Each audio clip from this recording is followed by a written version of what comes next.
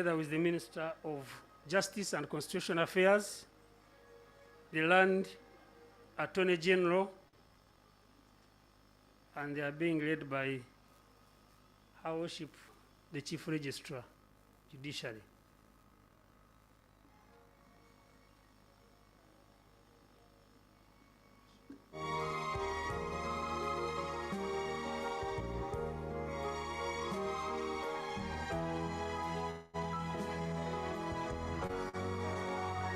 My Lord, the Honorable Deputy Chief Justice, the Minister of Justice and Constitutional Affairs, the Land Attorney, would like to welcome you. I think we can take our seats as we wait for the arrival of the Honorable Chief Justice.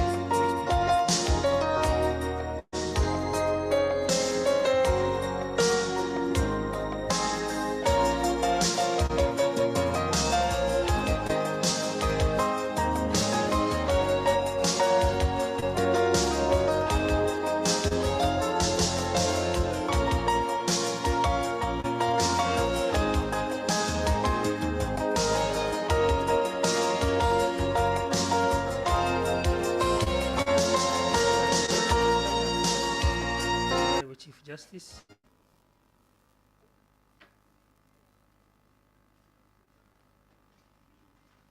And I request you to remain standing for the anthems. DJ.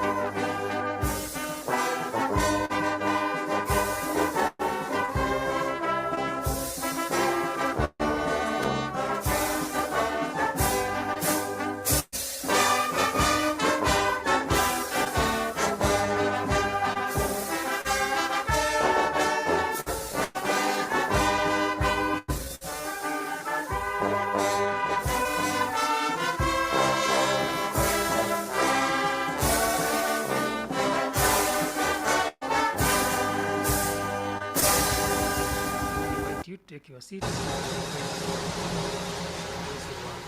Lead us in a word of prayer.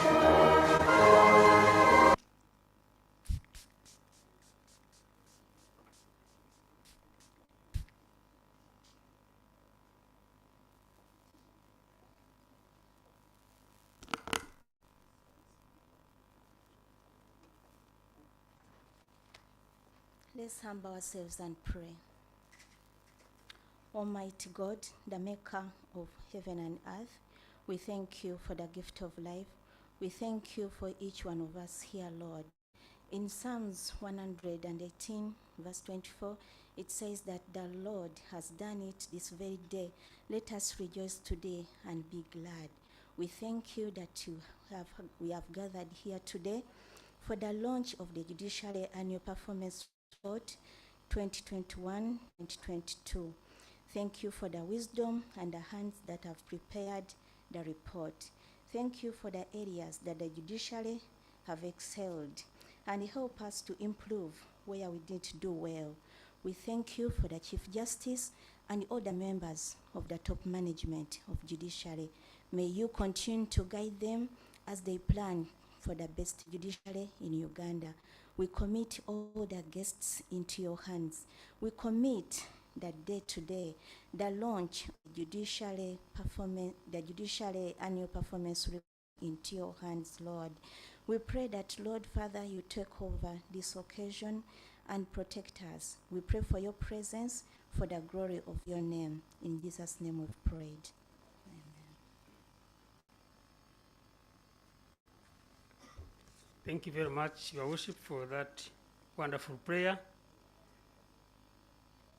My Lord, the Honorable Chief Justice of the Republic of Uganda, the Honorable Deputy Chief Justice of the Republic of Uganda, the Minister of Justice and Constitutional Affairs, the Land Attorney General, Justices of the Court of Appeal who are present, Judges of the High Court, the Chief Registrar, Your Excellencies, the Ambassadors and Heads of the Diplomatic Corps who are present here, members of the Judiciary Council, our development partners who are present, Administration of Justice actors who are present here, the staff of the judiciary, all invited guests, ladies and gentlemen, allow me to take this occasion to welcome all of you to this important function when the judiciary is launching the annual performance report for the year 2021-2022. And this is in line with the Administration of Judiciary Act, and this is the second time this function is being performed by the Chief Justice. Join me in welcoming the Chief Justice who has come to perform this duty, and with a very big round of applause. In the same vein, I invite you to welcome the Deputy Chief Justice who has come to also grace this occasion. We are privileged to have the Honorable Minister of Justice and Constitutional Affairs, and I think this is his first function, is joining us, so we welcome him in a judicial way. Join me in welcoming the Land Attorney General. For him, he has always been with us. Let us welcome him once more. My Lord, soon I will be inviting the Chief Registrar, who is going to be our mistress of the ceremony today. But before I do that, allow me to recognize the invited guests who have come to grace this occasion. We are blessed to have Justice Stephen Musota, who is the Justice of the Court of Appeal. We have Justice Dr. Andrew Basheija, Head of International Crimes Division. We have Honorable Justice John Udis Kitlima, Head of the Family Division now. We have Honorable Justice David Matovu, the head of the, I am now getting confused with the new press. He has been in the Family Division. I am not sure whether he has reported in the new division.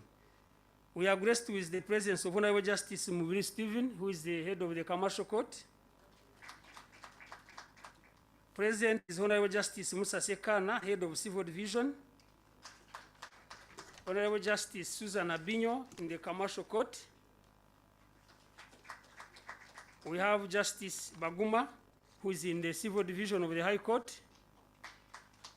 Honorable Lady Justice Olive Kazarwe is in the Land Division.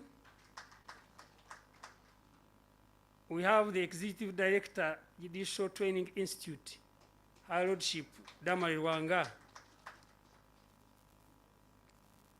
We are blessed to have Commissioner Okiro Jime, who is representing the chairperson of the Judicial Service Commission.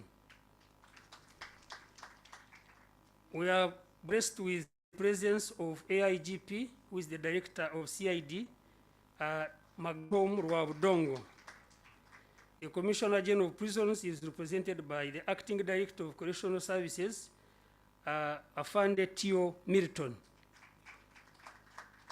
Present is the Director of Public Prosecutions, Her Lordship, Jane Francis Abodo. We have the Director of Road Development Center, Mr. Ostendi Niger.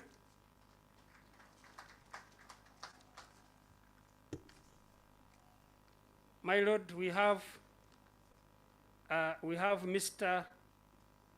Madam Shifa Narukwago, who is a commissioner, Uganda Human Rights Commission, representing the chairperson.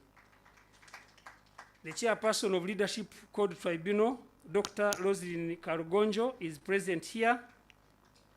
The President, Uganda Law Society, Senior Counsel Fiona Awor is present. Technical Advisor, the Judiciary, Professor Andrew Kauka is with us. We rest with the presence of the National Coordinator of Justice Centers, Mr. Besje Aaron. With us is Lillian Rain, who is a consultant advisor, who is here, who is representing the country director of here. The head of delegation European Union has been presented by Madame Ngonze, who is the head of governance.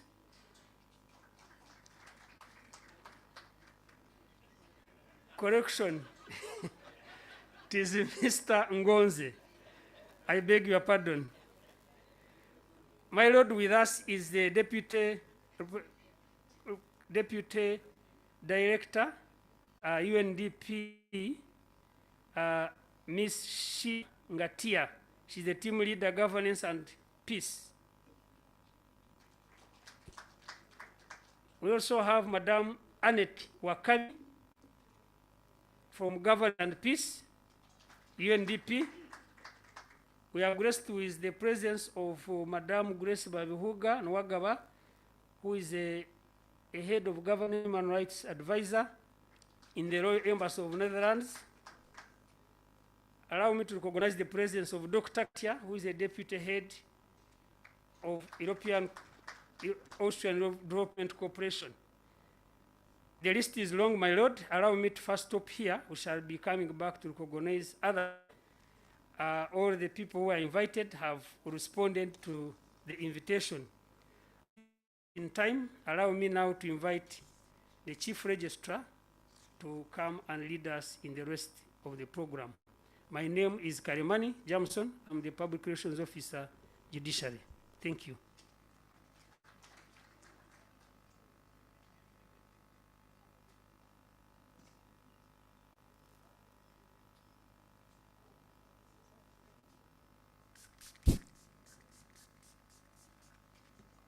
Thank you, Your Worship. My Lord, the Honorable, the Chief Justice of the Republic of Uganda, my Lord, the Honorable, the Deputy Chief Justice, the Honorable Minister of Justice and Constitutional Affairs, the Honorable Attorney General, my Lords, the Justices and Judges present, the members of the Judiciary Council present, my Lord, the Director of Public Prosecutions, the heads of diplomatic missions, the chairpersons of Constitutional Commission present, the heads of the Administration of Justice Program institutions, members of Constitutional Commissions present, our beloved development partners, Your Worships, the registrars and magistrates, the President of the Uganda Law Society, the senior administrators of the judiciary, all staff of the judiciary present, members of the Fourth Estate, our online audience, all distinguished guests, ladies and gentlemen.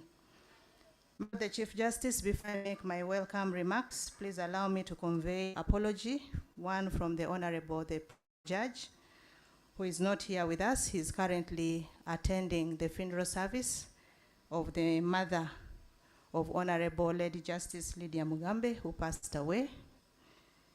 And also our permanent secretary, the secretary to the judiciary, is not here. He's bereaved. This morning he lost a close relative. We keep all of them in prayer. My Lord, the Honorable, the Chief Justice, my task this morning is simple. It is to welcome our beloved guests who have come, join us, and I do take this opportunity to warmly and very, very heartily welcome all of you who have come to grace this occasion. My Lord, the Chief Justice, we are here to receive the second annual performance report, which covers the financial year 2021-2022. My Lord Chief Justice, as has been made by the PRO, you will be presenting this report in fulfillment of Section 39 of the Administration of the Judiciary Act of 2020. As we are all aware, the Administration of the Judiciary Act that we popularly call the AJA ushered in a new judiciary. And it did this on many fronts. First, it gave judiciary our rightful identity or status as an arm of government. The Act also went ahead to establish a judiciary service that comprises both judicial and non-judicial staff. The Act did not stop there. It established a judiciary council. You heard me earlier recognizing the members of a judiciary council. And there are many things that came with that Act. And one of them is what we are here to witness today. I must say that the inclusion of the annual performance report came into the Act to give the Chief Justice an opportunity to account to the people of Uganda from whom we derive our mandate. So the Honorable Chief Justice will be presenting this report and highlighting how far we have come through the last financial year. My Lord, the Chief Justice, I would like to inform our distinguished guests that after this, you have prepared a special meal for them. And this is a way of the Chief Justice saying thank you for the support that you have given the judiciary. And to those who belong here, it's a way of saying thank you and well done. So my Lord, allow me to thank everybody for sparing their precious time to be here with us on this day to witness you conduct this ceremony. My Lord, I will not say much, but I thank everybody for listening to me. And it is now my honor and pleasure to invite the Honorable Minister of Justice and Constitutional Affairs to make his remarks. Honorable Minister, I welcome you. You're most welcome. Thank you.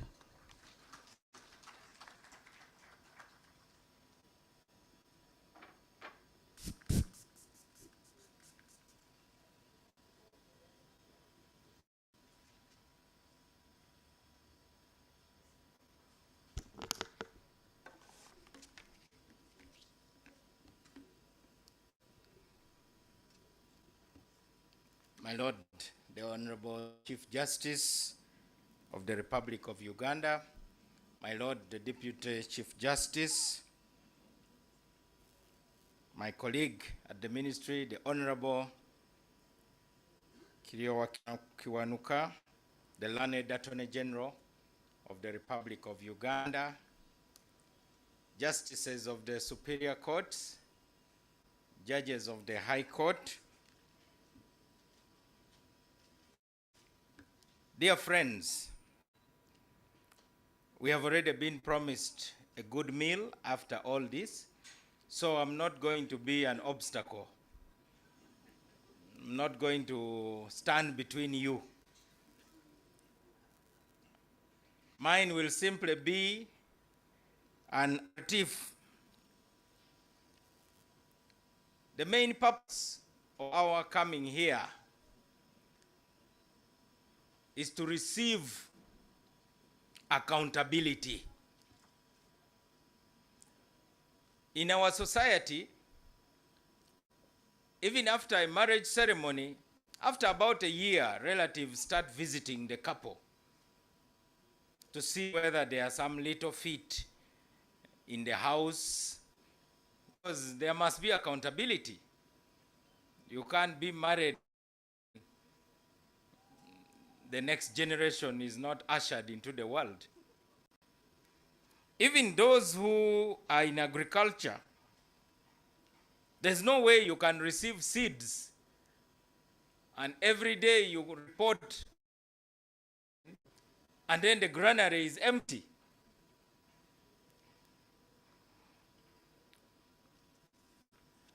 On behalf of the Ministry of Justice and Constitutional Affairs, let me congratulate the judiciary for becoming the leading pace setter in the justice, law, and order sector. Believe me, you are far ahead of all of us. So we are here to spy,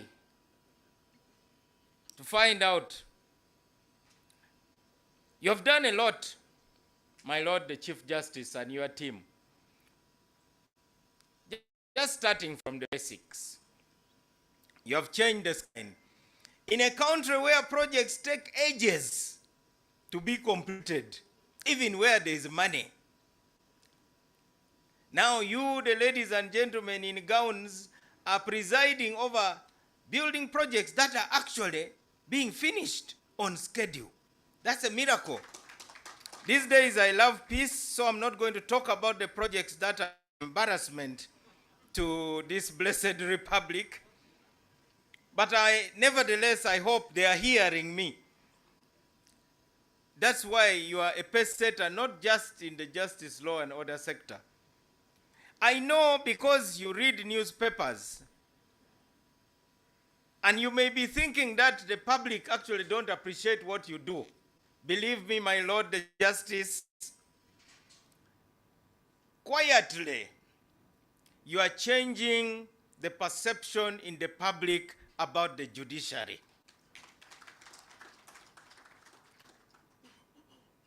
You have recruited judicial officers who are reporting to serve justice in far-flung corners of Uganda.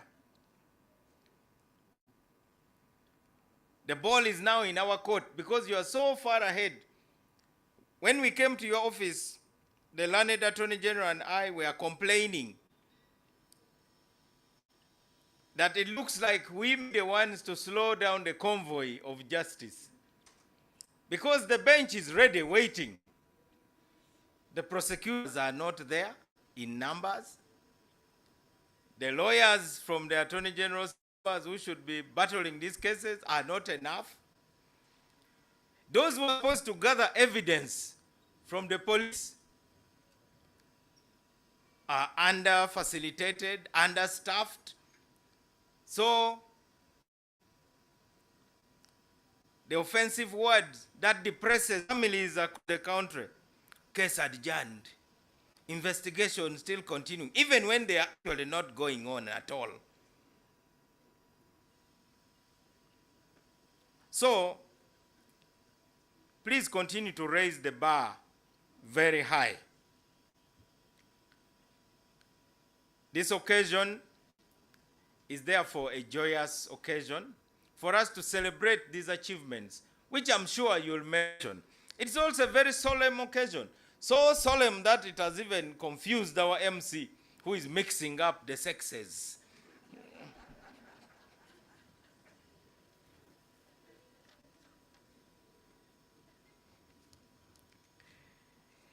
You know, solemn occasions are not easy to handle.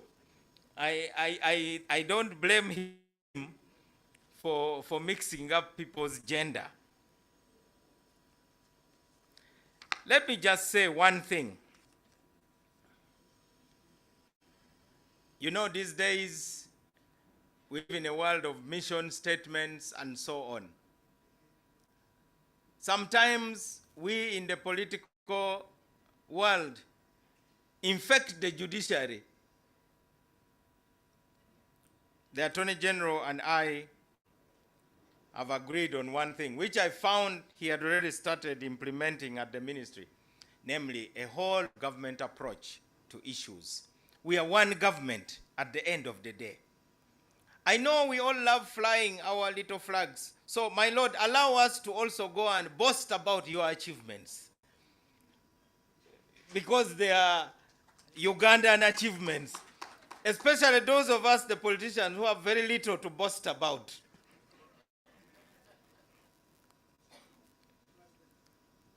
We take a note We all have a building which is supposed to come up. The Attorney General told me that in 2 years it will be finished. We wait to see. You have set the pace. It's our duty as political decision makers to insulate you, to immunize the judicial processes against some of the things that may give you a bad name. In reality, most of the problems in the judiciary don't emanate from the judiciary. They come from outside. We want to pledge to you that not only will we be your strong advocates in cabinet, because those who are doing a good job should be supported even more. I listened to your deputy when the new judges were sworn in. And I heard the president of Uganda basically accepting everything he proposed, which is very unusual in these post-COVID times, especially when they involve money. That means you are leading a quiet revolution. The lesson I take with me as a politician is that you can actually lead quietly. You know how we lead, with maximum noise. Your team has led quietly the reforms you have instituted. So it is important we support you. The objectives you have set for yourselves are enshrined in history.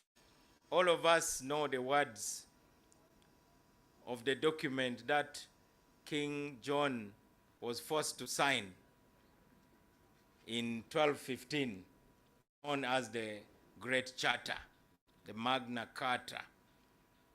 In 39, it says, "No free man shall be seized or imprisoned or stripped of his rights or possessions or outlawed or exiled or deprived of his standing in any other way, nor will we proceed with force against him or send others to do so, except by the lawful judgment of his equals or by the law of the land." 40 is even better. "To no one will we sell, to no one deny or delay right or justice." My Lord, these words, particularly of 40, should be carved in stone at the entrance of every court in this blessed republic. And I dare say on every piece of stationery of Ministry of Justice and Constitutional Affairs. As you know from history, of course, the Pope refused to recognize the Great Charter because he claimed that it was exacted by force. The king was actually under duress when he signed. So sometimes a good thing can come out of bad things also. And I'm not saying that the barons who surrounded the King of England and forced him to sign that document which we celebrate, were acting out of altruism. They were actually acting out of their interest. So the justice, law, and order sector is a kaleidoscope of clashing interests. But like a sausage factory, we judge the result by the finished product. I think those who go to a sausage factory and see the meat flying all over the place wouldn't like to see it for a second time, but they appreciate the end result. As you see, even the laws that we pass are a result of rancor and conflict and quarrels in parliament, but at the end of the day, we have a law which citizens trust. Thanks to your efforts and the team you lead, citizens now have where to go. The courts of appeal are now upcountry. An ordinary peasant can walk into a magistrate's court in Kabong and insist on raising his or her hand in the hope that he or she will have something to say to a magistrate. My Lord, Ugandans trust the judiciary.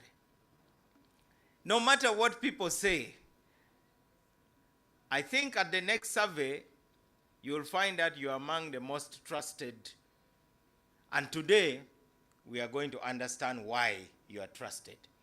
With those many words, it's now my singular honor, my Lord, to invite you to speak to us and present the report card of the judiciary, which we shall all celebrate.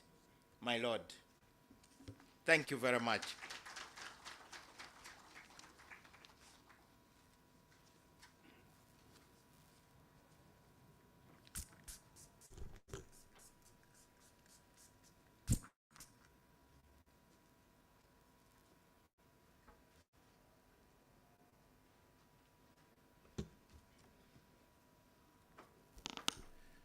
Thank you, Honorable Minister,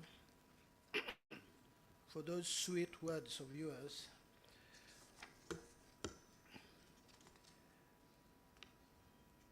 My Lord, the Deputy Chief Justice, the Honorable Minister of Justice and Constitutional Affairs, the Attorney General of Uganda, representative of the Principal Judge, Justices of the Appellate Court and Judges of the Courts of Judicature, members of the Judiciary Council, President Uganda Judicial Officers Association, Commissioner, Human Rights Commission, Head of the Industrial Court, the Director of Public Prosecutions, Your Excellencies, the Ambassadors and High Commissioners and other members of the Diplomatic Corps, the Head of the Public Service, members of Parliament present, heads of various justice, law and order institutions like police, prisons, LDC, etc.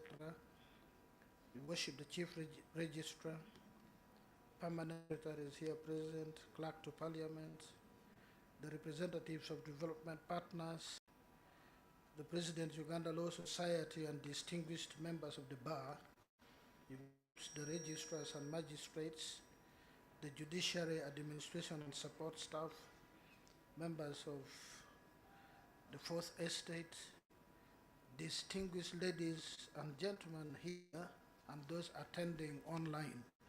I notice whoever prepared this does not understand the importance of protocol, so I apologize. They even have the audacity of putting the ordinary man above God. That's not how things are done, but I take responsibility, I apologize. I welcome all of you here today on a day that is so important to the judiciary of Uganda. As the Honorable Minister of Justice said, this event is an accountability event. It is a statutory responsibility that ebbs from a constitutional demand which says power, including judicial power, belongs to the people. And we who render justice, who exercise judicial power, do so in the name of and for the people of and in this country. So it is only proper and fitting that pursuant to the administration of judiciary, an act that is 2 years old, we must account to the consumers of justice and justify our existence and justify our relevance and make it known why we are proceeding and which direction indeed we're proceeding to. So I stand here as head of the Judiciary of Uganda to deliver our accountability for the immediate past financial year, namely 2021/2022. What we did in the judiciary, the challenges we met, what we were able to surmount, the challenges that still remain, and how we intend to confront those challenges. This will also include opportunities available and how we intend to utilize those opportunities. I think it is fairly known now that the judiciary is on a transformation mission.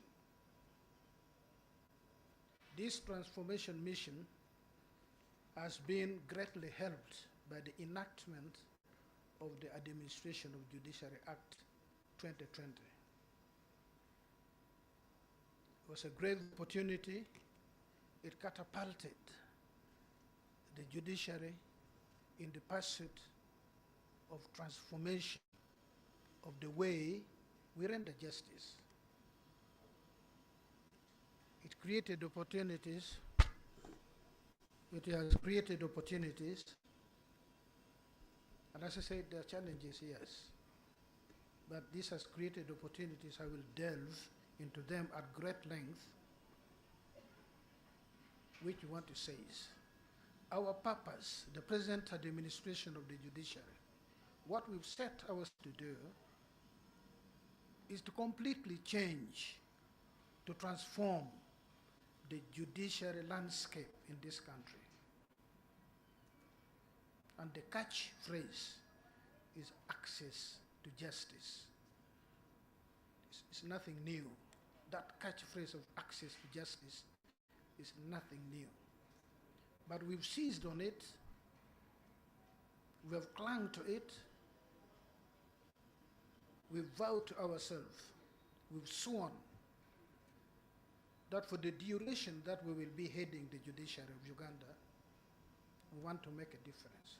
We want to give meaning to the catchphrase, access to justice. So that is not one of those things which are shouted, which are bandwagoned without giving true meaning to what it means. We intend, as long as we are empowered to do so, principally funds permitting, we intend to make access to the users of justice, the consumers of justice, real, physically and non-physically.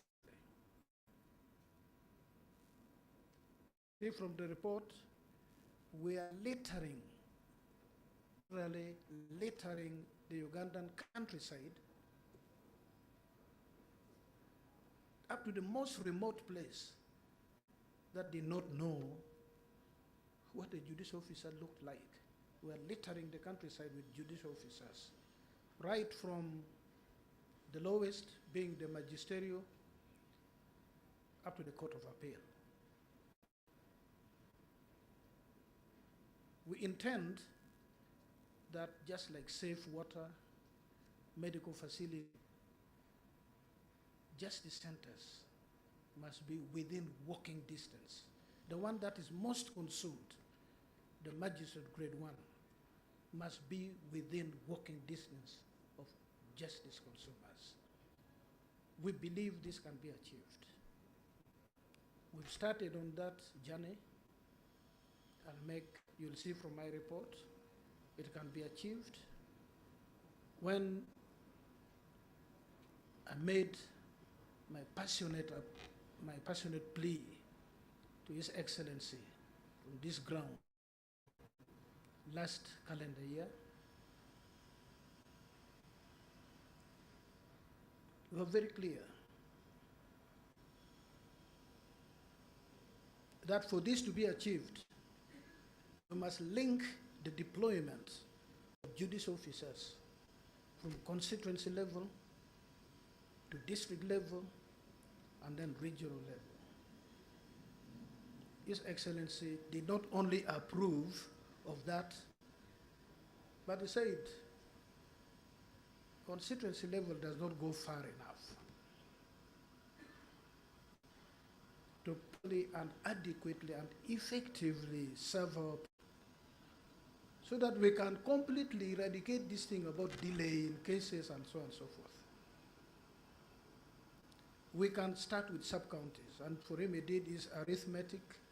He said there are about 2,000 sub-counties in this country, and Uganda as a state can afford 2,000 magistrates grade 1. I've not had such sweet news in recent times. That was a Christmas bell ringing in my ears. Because if in this country we can have a magistrate grade 1 for every sub-county, 2,000 magistrate grade 1, record me on this. If I'm still the Chief Justice of Uganda and I have 2,000 magistrates grade 1 who befall that judicial officer before whom any matter takes more than 6 months to be completed. Any matter that is filed before you, your 2,000 of you, sharing all cases, and you take more than 6 months, I think 6 months is 180 days. You can remove the weekends. It can be done in this country. But while I await that, for me, if I can have magistrates grade 1 in every constituency, if I can, and we are on the move towards achieving that, chief magistrates in every district, not regional chief magistrates, but district judicial officers as chief magistrate.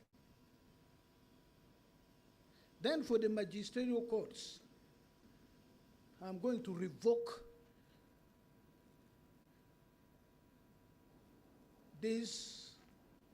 We now believe that if a case has taken 2 years in court, it has now delayed. How can we start from 2 years? Somebody seeks justice, and you say, okay, before 2 years, it is understandable. We are not saying it is okay. We say it is understandable. It cannot be understandable. If we have these lower bench judicial officers in place, I'm going to lower, making it more strict.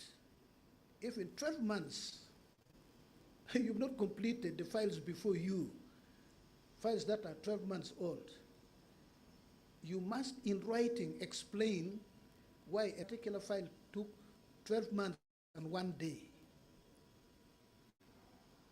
You have to explain, because there is absolutely no amplification. Because instead of dealing with 500 files, you are dealing with 20 files. So you need to explain to the Chief Justice of Uganda, you need to explain to the principal judge who heads the High Court and the Magistrates Court, you need to explain to the Chief Registrar, who is the administrator for these courts, why the matter before you has taken 12 months and 1 day. It can be done in this country. It will be done in this country. By the grace of God, it will. And we are creating a robust inspectorate.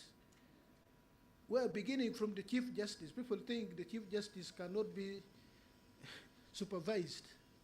For me, for the duration I'm going to be Chief Justice, I'm going to put people who will supervise me, both my judicial work and in my administration. I'll create peers who will walk into the chambers of the Chief Justice and remind that my judgment has taken. We say, okay, my Lord, they will be sweet, but the point will be very clear. My Lord, we know how busy you are. We know even as we are interrupting you, but my Lord, this judgment has taken now 60 days. That is supervision.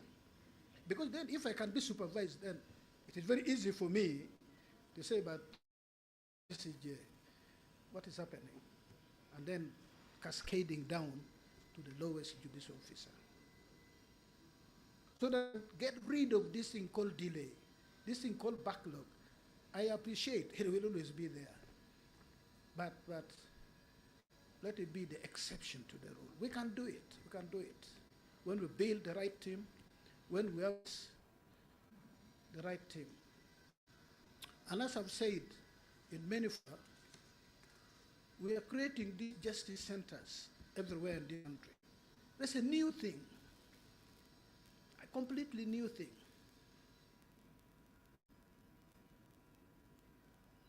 So when we create this, that is the hardware. These things which we are creating, we want to send a magistrate, build a courthouse or rent somebody's premises in Amudat so that you don't travel up to Moroto or up to Iri.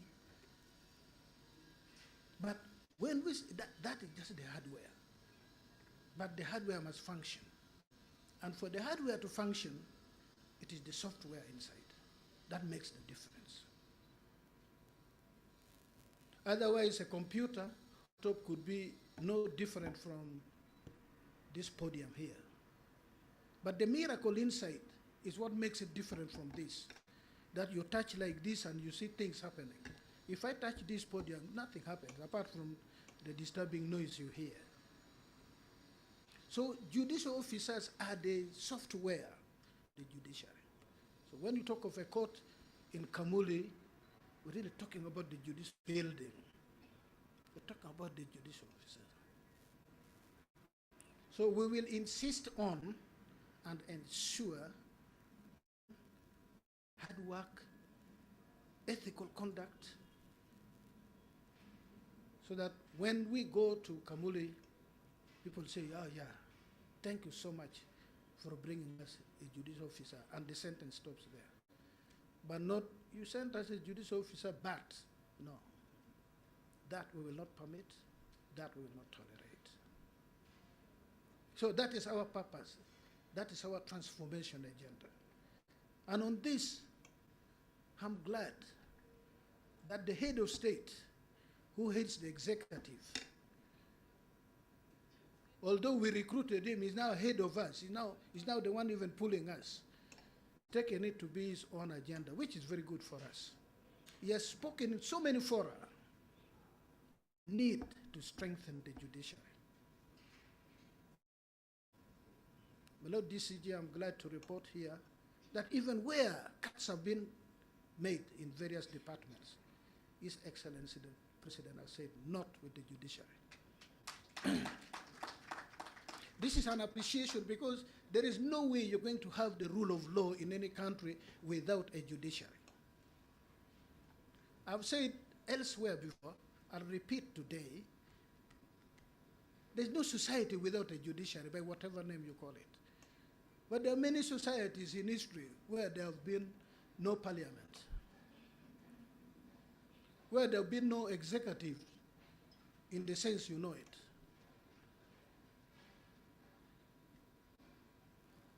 We begin from the Bible. After creation, God put in place laws, the one He put for Adam.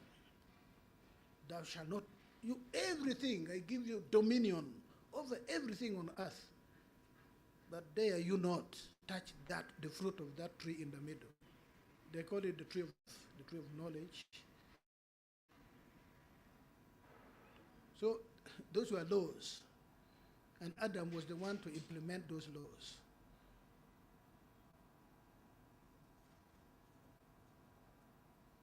And then there was no parliament. And then when Adam fell, what we call the fall of man, God sat in judgment. He made the law. I will concede he was acting as parliament, although acting by decree. He made the law, and then he sat in judgment. And you know what happened? And put up a spirited fight.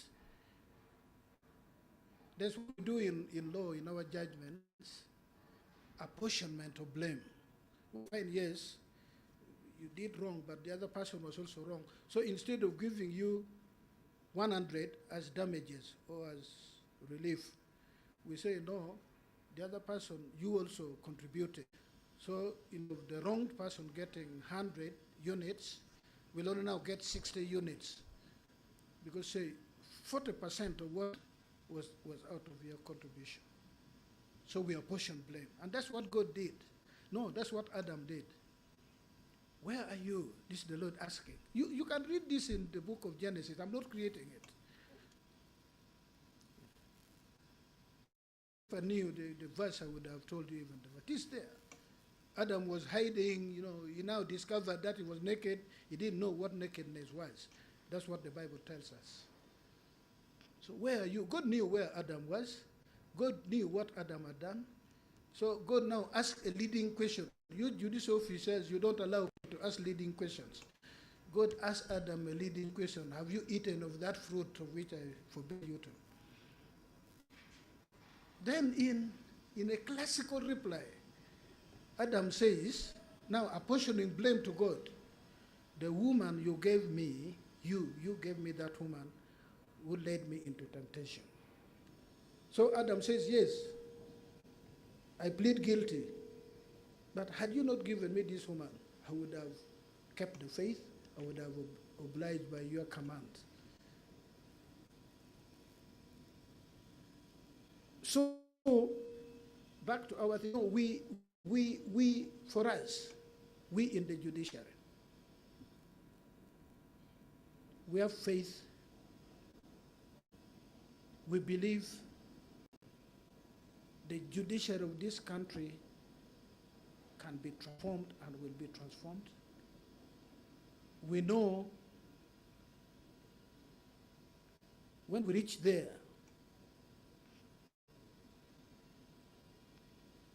the government of the day will be thanked. Maybe they'll remember a few of us who are players in the transformation, but I don't mind if we are remembered or not. As long as my village people don't have to travel where I was born, where I was born and reared, they have to travel 160 kilometers to see a High Court judge. Justice Mubiro is here. Justice Mubiro. Yes. He was judge in Gulu. 160 kilometers from the CJ's village to see a High Court judge. Then you go to UBOs, and they tell you about the lot of those people who are being served in that area. Whether they have capacity to come to go to see a High Court judge, whether they have capacity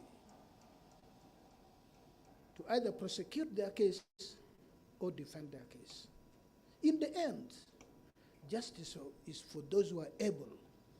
Justice is for those who have got fat pockets. And in our transformation,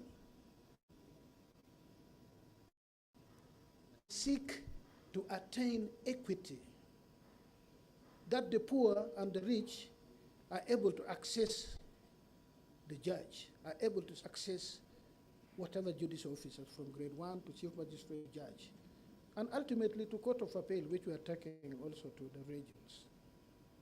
So that you do not win a case because the other person has not. You win a case on the strength of your case, the evidence you have, and then you are on the side of the law, not because the other person has been disabled. When we can achieve that, for me, I'll go to my grave saying, yes, when I was there, I made a difference. So, to fight case backlog, we continue to lobby for enhanced funding of the judiciary. The key is the funding. Once we have the funding, and I'll tell you down here what we've done with the little increment in the funding. So we'll continue to lobby for funding for the judiciary. We'll recruit more judicial officers at all levels. Let me also report that apart from the agreement to have judicial officers of the lower bench at the constituency is a political demarcation for electoral purposes. But it is determined, it is anchored on the population of the area. So we thought it wise to say, have a constituency, have a grade 1. A district is a demarcation for service delivery. And then again for the democratic process because it has a council. So we say, you have a district, we say, give me a chief magistrate for that district. And now we are proceeding, as I said before, to litter the countryside with high court. This financial year, the area which Justice Mubiro was in charge of, the eastern part, which is where I come from, is 16,000 square kilometers, part of the Acholi sub-region. The western part is slightly smaller. One High Court judge. We intend this financial year, when we recruit new judges, to deploy a resident High Court judge who will be resident. And there are many other areas. When you go to West Nile, we will deploy one in Nebi. When you come to Lango, we'll deploy one in Apache, Kumi in Teso, Kamuli in Busoga, Leantonde in Buganda, Masaka High Court Circuit in Tutu, Bushenyi in Ankole, and then Kasese in the Rwenzori, proper west, or the old Toro.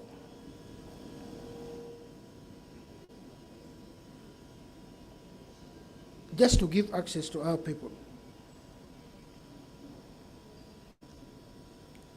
Then establishment of more courts, strengthening the inspectorate I've spoken about. Because we put a spirited fight here, on this ground here. I stood here with the top management and addressed the president direct. And because this was a new law year, 2021,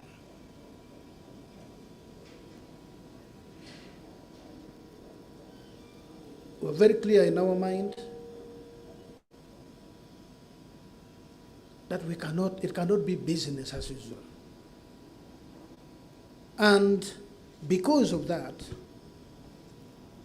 our budget, which used to be about 181, if we were lucky, we'd go to 190, came to 376, from 181 to 76 for the judiciary of Uganda. This financial year, despite the problem of COVID, we had a slight increment to 381.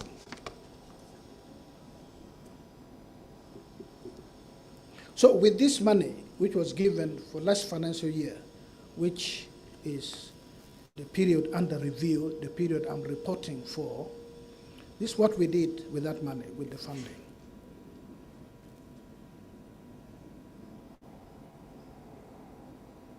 Before last financial year, we had 42 chief magistrates in this country.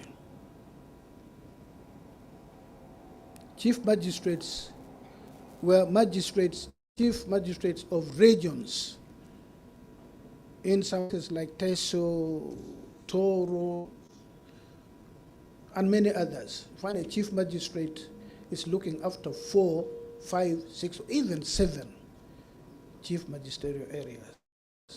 That was scandalous. I mean, you spend more time on the road to be seen to be everywhere. In the end, or the end result is that you underperform or you don't perform at all. So from 42 magistrates in this country, we were able to recruit more. Now we have 77 chief magistrates in this country.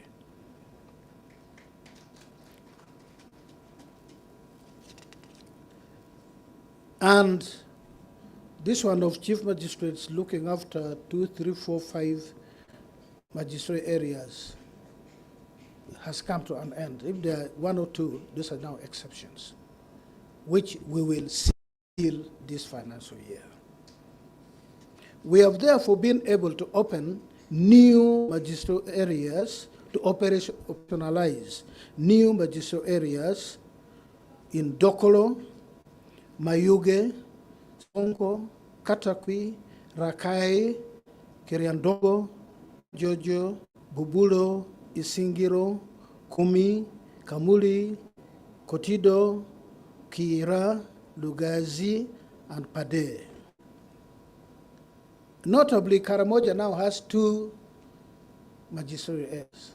Used to have just 1 chief magistrate. Now it has 2. It now has 2 chief magistrates sitting in judgment in Karamoja area. Of course, that's not enough. For those of you who do not know your country, Karamoja is so big that the only area that is bigger than Karamoja is Buganda. Landmass, Buganda, Karamoja, and then Acholi sub-regions. These are the 3 biggest land masses in this country. You imagine you have 2 chief magistrates in Buganda. It's a big joke. So with 2 magistrate areas in Karamoja, we are still not doing anything. Till when we reach that situation where every district has a chief magistrate, then the people of Karamoja, the people of Bundibujo, the people of Koboko, the people of Kalagala can feel our presence, and that's what we're headed for. For the magistrates grade 1, by February 2021, we had only 181 magistrates. These are the foot soldiers. 181 for a population of 40 million people. 181 foot soldiers. It's like deploying a battalion. For those of you who understand the military, see our brothers in the disciplined force. You deploy a battalion to watch the boundary with the border with Congo or with Sudan or with Kenya or with Tanzania. That's a mockery. What will the battalion do? The enemy will just look at you and go there, and before you know, it's attacking your headquarters. So we had 186. Today, following the enhancement of our budget, increment in our funding, we stand at 301 magistrates from 181. With enormous consequences, as I will point out below. We have therefore been able to operationalize magistrate grade 1 courts in Chotera, Chanika, Kole, Lamuo, Chazanga, Kalungu, Amuria, Atanga, Kalongo, Kangulumira, Namugalwe, Chibito, and Nyarushanje, plus the municipal courts of Mbarara and Masaka. I think these are city courts now. Tororo and Arua. Improved coverage of the judiciary at this rank has reduced case backlog from 5,085 out of 27,286.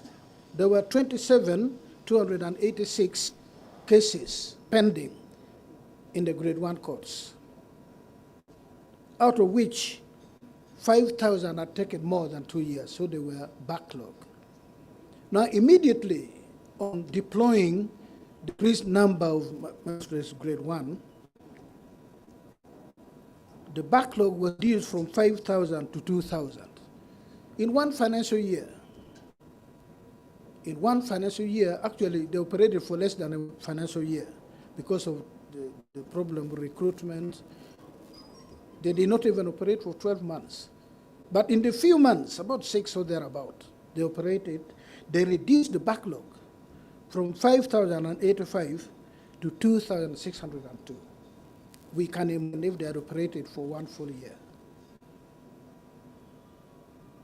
Your guess is as good as mine.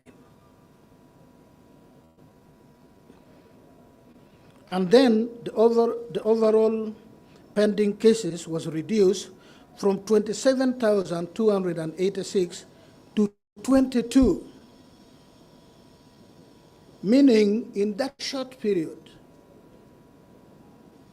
of increment, our increased number from 186 to 301 managed to clear 5,000 cases in a period of 1 calendar year. So everything being equal,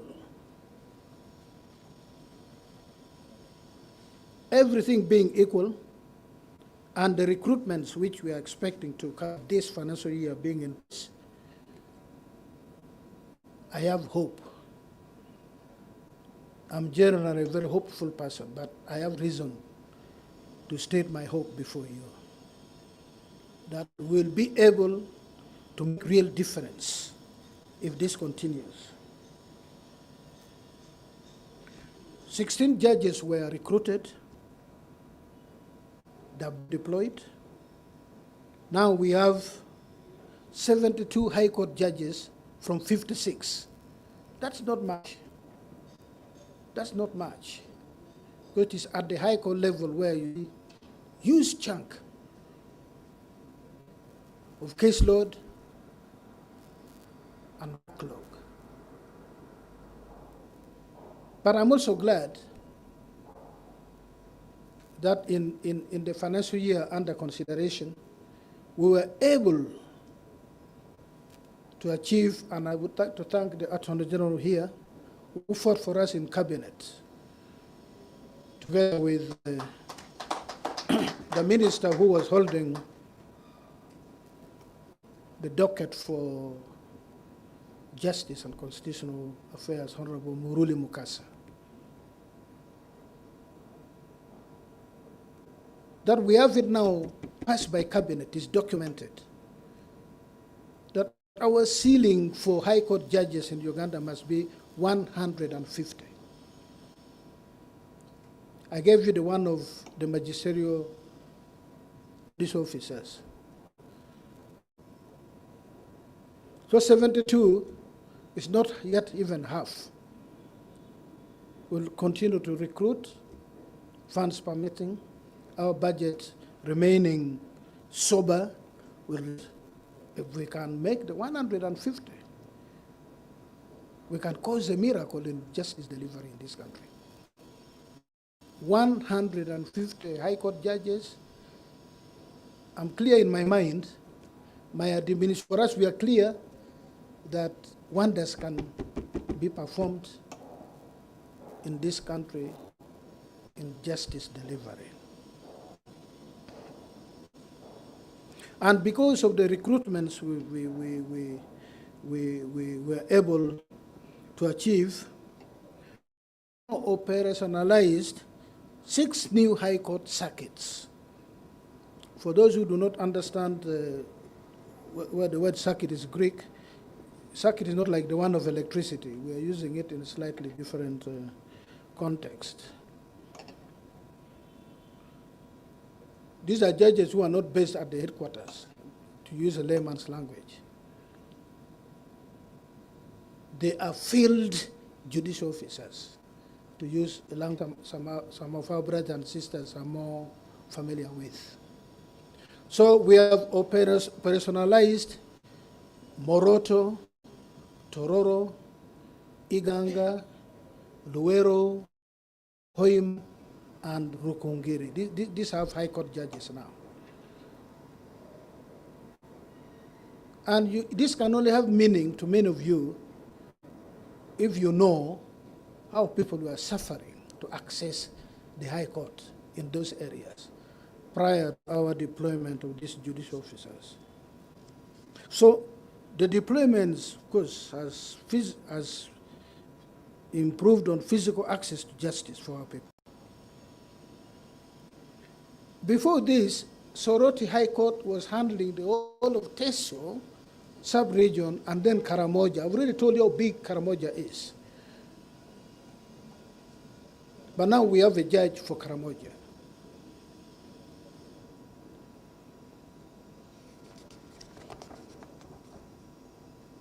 We will recruit more judges this financial year, everything being equal, and then we are going to operationalize the course I've mentioned to you, beginning from Nebi up to Kasese. the ones I read, Nebi, Bushenyi, Kasese, Kamuli, Kitgum, Liantonde, and Apache.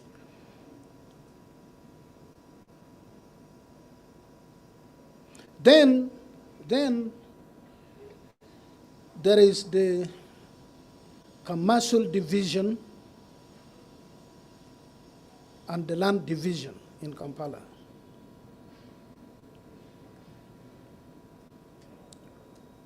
We seek to make a special appeal, even mid-financial year, midstream year. I have argued in Sura, I've mentioned this to the President, I've mentioned this to the Minister of Finance. There's real money being tied up in the commercial division of the High Court, Kampala, the one headed by Justice Stephen Mubiro. Could be anywhere in the region of 7 trillion shillings. They're just tied up there because he has only 6 judges. We have added 2 more judges, 8. That is nothing. It's like you want to empty the water in Lake Victoria and using this basin we use for bathing. I don't know how long you take to scoop all the water. Because Kagera, Katonga, they continue to flow in even to the lake and you're scooping. I mean, it's a futile exercise. So I have argued and will put the case again to the executive. We know that there are competing demands for that small basket. If I add 15 in the commercial division of the High Court alone, I would give Justice Mubiro 18 months as head of the division. So I want to report, what have you done with your 15 justices in the commercial division?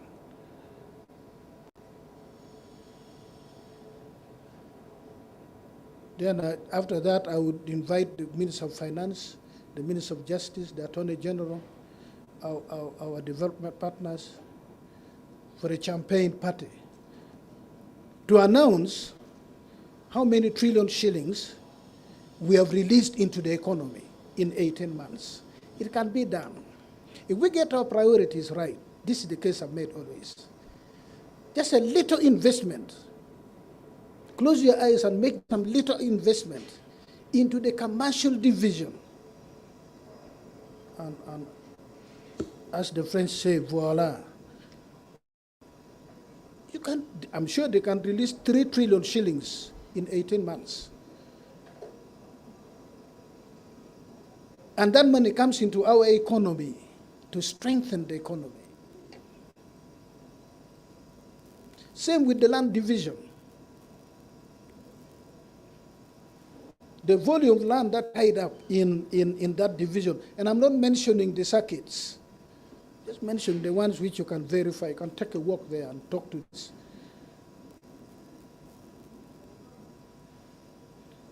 Leave alone tying the money, the injunctions on them, the temporary injunction, interlocutory injunctions. The land cannot be used. And because the head of the land division, until recently, was Justice Hughes Keterima. I think he had 6 judges to fight a volume. The money, in money worth, what is tied up in the land division, a lot bigger than what is tied up in the commercial division.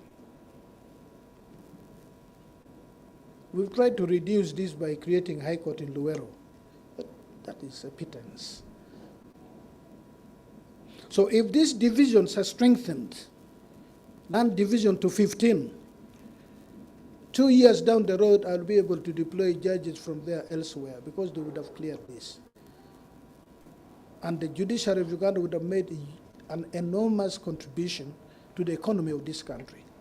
And this is where we need to, we need a paradigm shift. We need to think outside the box. There are gold mines in this judiciary, but don't have the tools to mine the gold. And with very little effort, we can extract this gold. I've just mentioned 2 divisions. and our economy would be the better for it. We have in the financial year under review, we're sitting here not next, we're now sitting under a building because it is 8 or 10 towers up. We're sitting in the foothills of this Supreme Court tower. Next to it is the Court of Appeal Tower, the Twin Towers. We will be able to occupy everything being equal. Supreme Court by December this year.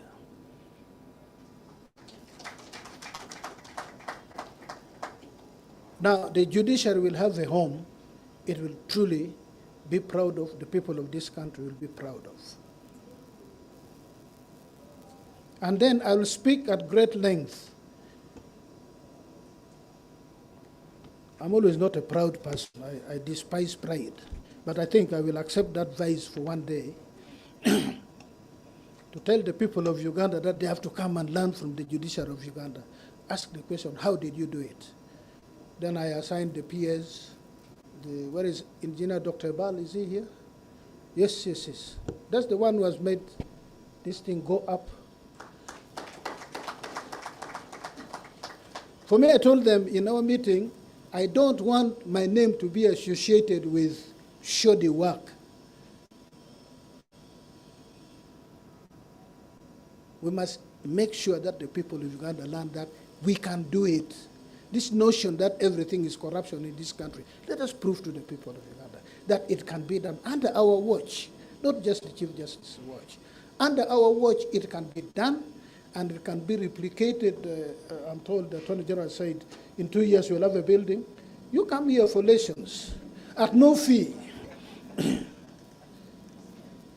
We'll talk about this on V Day, not D Day, on Day of Victory, when we commission this building.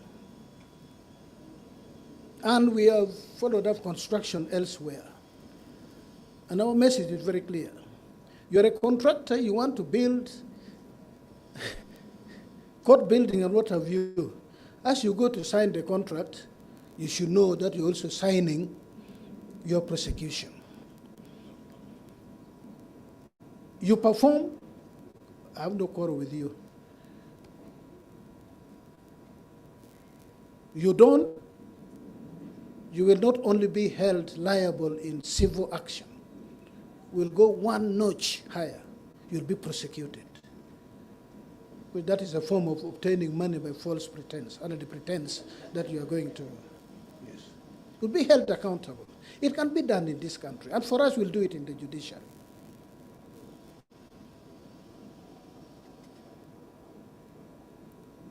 I've started on my nationwide tour. I began with southwest of Uganda, the Ankole and Kigezi areas. I understand these things better that way. When I was growing up, this is how they call these districts. And now there are too many districts. I hear names I've never heard of.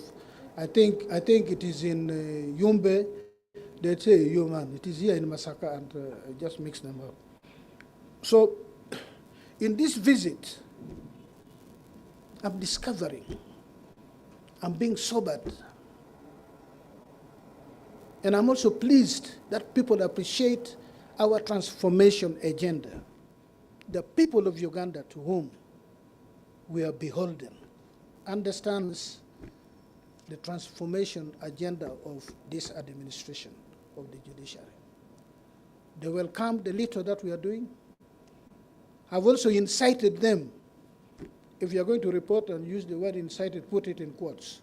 I've incited them to ask for more funding for the judiciary. Ask their members of parliament, ask government that we want courts of law and judicial officers the way we want safe water. Went to places, Kisoro, Bueju, up in the hills. And I was really happy to see that we have the infrastructure in such places The task of my administration, therefore, is to ensure that the software performs. And that one, there'll be no compromise, negotiable. And we've told judicial officers, if you think it was so difficult to enter the judiciary employment, the exit gate is so wide, you can even by mistake walk out. So you really have to watch. Of course, we do not deploy these officers to throw them out. We'll do everything to ensure that where we think they have deficiencies, we train them, we reprimand them, we give them the opportunity to learn. We're not bad people. We don't recruit you and then throw you because you made a mistake today or tomorrow. No. But there are things, even election petitions, there are things, no. When it becomes criminal, that's different. That you get money from a litigant to pass judgment, that is the ultimate. That is what they call the red line. But for many of these things, we will panel beat our judicial officers to understand the new direction, understand what is required of them. That we will do.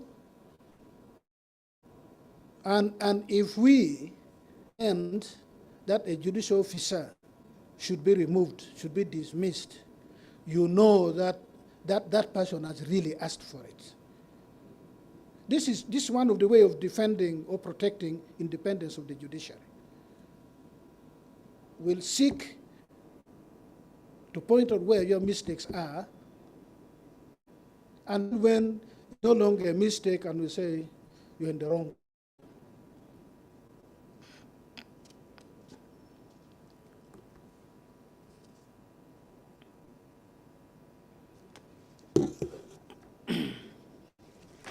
So, in the financial year under consideration, as I said, we got 376 billion shillings.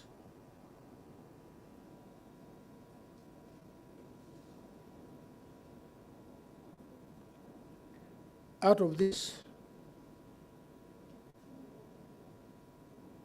we absorbed 89.1% of that money. We're able to utilize 89%. A huge what returned to the Treasury was not of our making. There was each, and we were not able to recruit corresponding non-judicial officers because of some error, some mistake. But this is being corrected. When this year we will not be able to take back some of that money.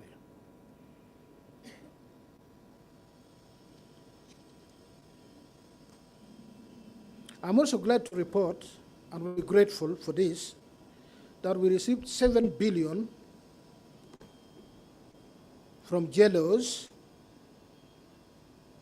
which is from our development partners, like UN Women, UNFPA, and so on and so forth. We put this to good use in the implementation of sessions and various categories of judicial processes. We also raise funds as the judiciary, non-tax revenue, 12 billion shillings, 0.5. The details you'll see in the documents.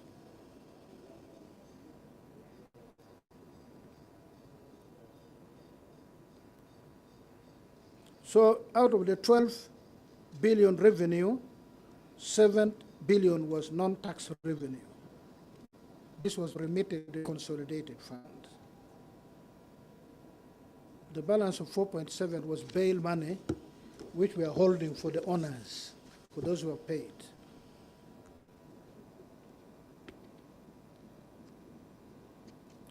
In the year under review, the judiciary disposed of 205,000 cases 967. Virtually 206,000 cases. The entire judiciary in this country. Yes. The caseload was 373. We disposed of 2006. In other words, disposed of 55% of all the cases in the system. This was a good comparison, near contrast, with the previous financial year, the one previous to the one under review, where we only disposed of 156.8 cases out of 307. Now, the magistrates' courts, where our people are, had the best performance because they disposed of 71% of all the cases that was before them. I think this calls for an applause, because if you know the difficulties we have to achieve 71%, is a good feat. Now we are able to dispose of greater cases out of the caseload because, as I said, we have more judicial officers. We continue to recruit more. We have started on automation of court processes. The automation of court processes provide for speed, accuracy, and among other things, you're able to avoid corrupt practices. Instead of the judicial officer also being the stenographer, the witness is speaking and you are writing, you seek to write as near verbatim as possible. You have to look at the demeanor of the witness as well. Now, automation means you sit there, you can hold your chin in your arm, in your palm if you want, and then you only write down when something strikes you. Otherwise, somebody else, technology is writing this for you, recording and writing this for you. That means a hearing takes faster, and instead of taking 3 days, you can do it 1 day or at most 1.5 days. And then you go into something else to consideration. And then we're promoting alternative dispute resolution, where it is not always litigation. After getting annoyed with one another, after getting disappointed with one another, litigants are encouraged to go and talk. These things is because there is no communication. And then when they sit down and talk, many times they find that differences, they need not have come to court. And then they settle the matter, and because it is in court, they just file their consent or their settlement in court. And what would have taken 3 years in court takes 4 months, and it is disposed of. This has happened. So we are promoting this, and all this is contributing to the enhanced disposal rate or percentage. Now, when you look at the document, we have tables and graphs explaining this, which you can study and understand. Last financial year was also an election year, and part of this, we held elections in this country from presidential to the lowest unit. There were 160 petitions at the parliamentary and local council chairpersons level. 102 parliamentary petitions. Out of that one, 102 were parliamentary petitions, 49 were local persons petitions, and 9 were miscellaneous applications. In the Court of Appeal, a total of 162 election petition appeals were registered. 9 were withdrawn, while 151 were heard and completed. Among the appeals heard, 5 cases were sent for by-elections, while 8 cases were sent for retrial. We are happy that this time all election matters were dealt with ex-chairs. Can I thank the justices of the Court of Appeal under the able leadership of the Deputy Chief Justice. This has been a precedent, where within 6 months, my Lord, all election petition appeals were cleared in the Court of Appeal. So that those who should not be in Parliament should not continue representing those who do not have faith in them. And where there was need to go back to the people, such pronouncements were made. And I also want to thank the High Court judges under the able leadership of the principal judge that election petitions, I think there were more upholding of decisions of the High Court now than reversal. Of course, that is a statement of confidence in your decisions. You should be happy as the High Court.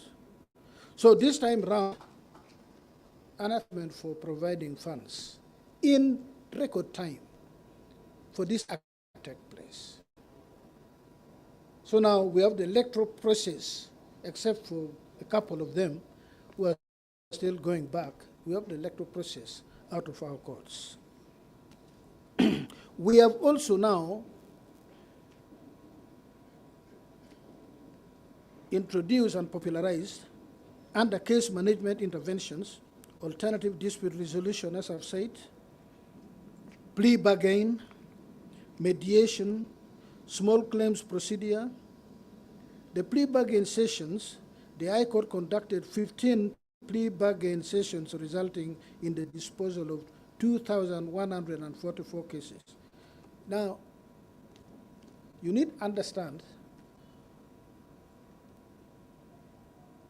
that in one session, which takes 1 month, we allocate ordinary session, not plea bargain. We allocate an average of 40, I think, 40 files. Not all of them are completed for one or other reason. But under the plea bargain, you achieve in hundreds of decisions, completion of cases, in hundreds, where you would only be able to clear about 28, 30 cases under the ordinary session. So the plea bargain has got a foothold, and it is progressing well in this country, and it is enormously contributing to the justice process.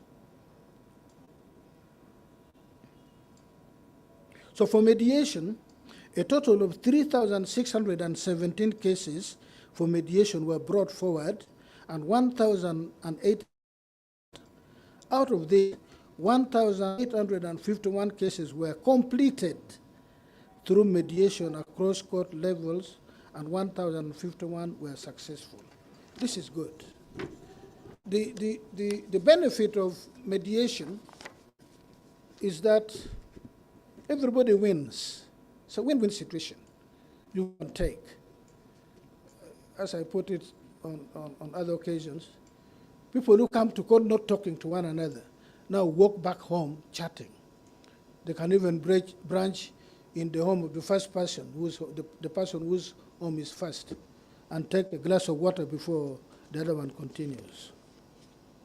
So the rollout of the small claims procedure was programmed on a countrywide basis, and so far it's in 154 courts. During the financial year 2021/2022, the one under review, small claims procedure courts registered 14,648 cases and disposed of 11,675 at demand notice level. The 11,675 demand notices disposed of means that around 71.3% of the civil commercial disputes resolved in the period were concluded at the pre-trial stage of issuing a demand notice. Put differently, the court sorted out 71% of the matters before them without a full-blown trial. This expedites the process and gives real justice in quality time. Overall, the small claims process caused the recovery of Uganda shillings 14.3 billion.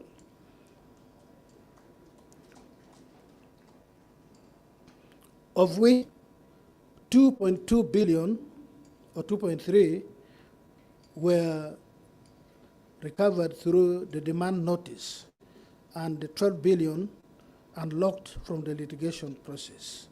That is good. In this financial year under review, a total of 3,617 cases for mediation were brought forward, and 1,086 were registered. Out of these, 1,851 cases were completed through mediation across court levels, and 1,052 were settled. I provided a table which explains what I've just said for you to scrutinize and internalize. I've mentioned about what we've done under the plea bargain. The High Court circuits and divisions that participated in these plea bargain sessions were Mbarara, Mukono, Masindi, Kabale, which was done in Rukungiri, Jinja, Mubende, Mukono, and the criminal division at Entebbe and Kitalia prison. Masaka High Court, Mukono High Court at Nakasongola main prison, Soroti High Court, and Mbarara Chief Magistrates Court. These are the places where we conducted sessions, bargain sessions, with sterling results. I provided the necessary table for this, for you to look at deeply. Now, we also conducted special sessions on sexual and gender-based violence-related cases. With the support of Governance and Security Program Secretariat, which was formerly Justice, Law and Order Sector, JLOS. This was funded by the United Nations Population Fund, UNFPA, and other development partners over the last 4 years. We've been implementing this project on disposal of sexual and gender-based violence, SGBV-related cases in a number of districts. The judiciary organized 14 criminal sessions in the financial year under review. In selected districts of Kampala, the criminal division, High Court circuits at Tororo, Iganga, Mbarara, Gulu, Moroto, Kasese, Masaka, Otuke, Ajumani, while the 4 sessions were conducted by chief magistrates at Tororo, Apache, Busia, and Nakapiripirit, disposing of a total of 682 cases. Now, reform of laws and court procedures. The following rules were formulated, approved, signed by the Chief Justice, and gazetted for use on 28th of June, 2022. We issued these rules in a public function, the Judicature Court Bailiffs Practice Rules, the Judicature Amicus Curiae Rules, the Judicature Legal Representation at the Expense of the State Rules, the Constitution Bail Guidelines for Courts of Judicature Practice Direction. So this one, we spoke on them at length. Then construction of courts. I've told you about what has been done, where we are sitting. But what we've decided is the uniformity of court buildings across the land. So through the Infrastructure Committee, we developed guidelines for architectural designs, standardization of courthouses, to provide minimum standards that should be considered while designing and constructing courthouses across the country. If you go to Ngora in Teso, if you go to Nakaseke in Buganda, if you go to Rwebishengo in Toroko, or Kalangala, or you go to Kaberamaido, you go to Kigumba, if you see a courthouse, you will know this is a courthouse. There must be standardization henceforth. Whatever new structures we are putting up must accord with the architectural standardization which we have embarked on. So that it speaks for itself. You know, you don't have to say, what is that? unless it is the first time. So that even if you don't know how to read and write, you know, because you've seen it elsewhere, say, hey, I saw the other one was a court, so this must be a court also. In the financial year under review, we had 429 gazetted courts, of which 300 were operational. Out of these, 150 courts were in self-owned premises owned by us, 74 in rented premises, while 76 were in district and sub-county buildings. But we are slowly progressing to own, and let me report evidence that our people treasure our provision of justice. Local government units, districts, sub-counties are offering land to the judiciary. It is amazing. I think the one of Kabale should be the most striking. Is it 8 or 10 acres given to the judiciary? I think that's the biggest that I can remember. In an area where land is a problem, you need to know that land in Kabale. It's not like in my area where you ask me for 5 acres, I just give you and say I don't want money. But in that area, it is different. So for them to give 10 acres to the judiciary, it speaks a lot. It speaks volumes about the importance people attach to the judiciary. And also it's a statement of confidence, because the High Court had been there for a few years, and they speak very well, both of the High Court and the judicial officer who is there. So he's been a good ambassador for us. I think Justice Kazibwe, they were speaking very well of him. Been a good ambassador. So we must do our part. The government must also do our part, because it is not the land. They want a court building so that I can send the judicial officer there to render justice.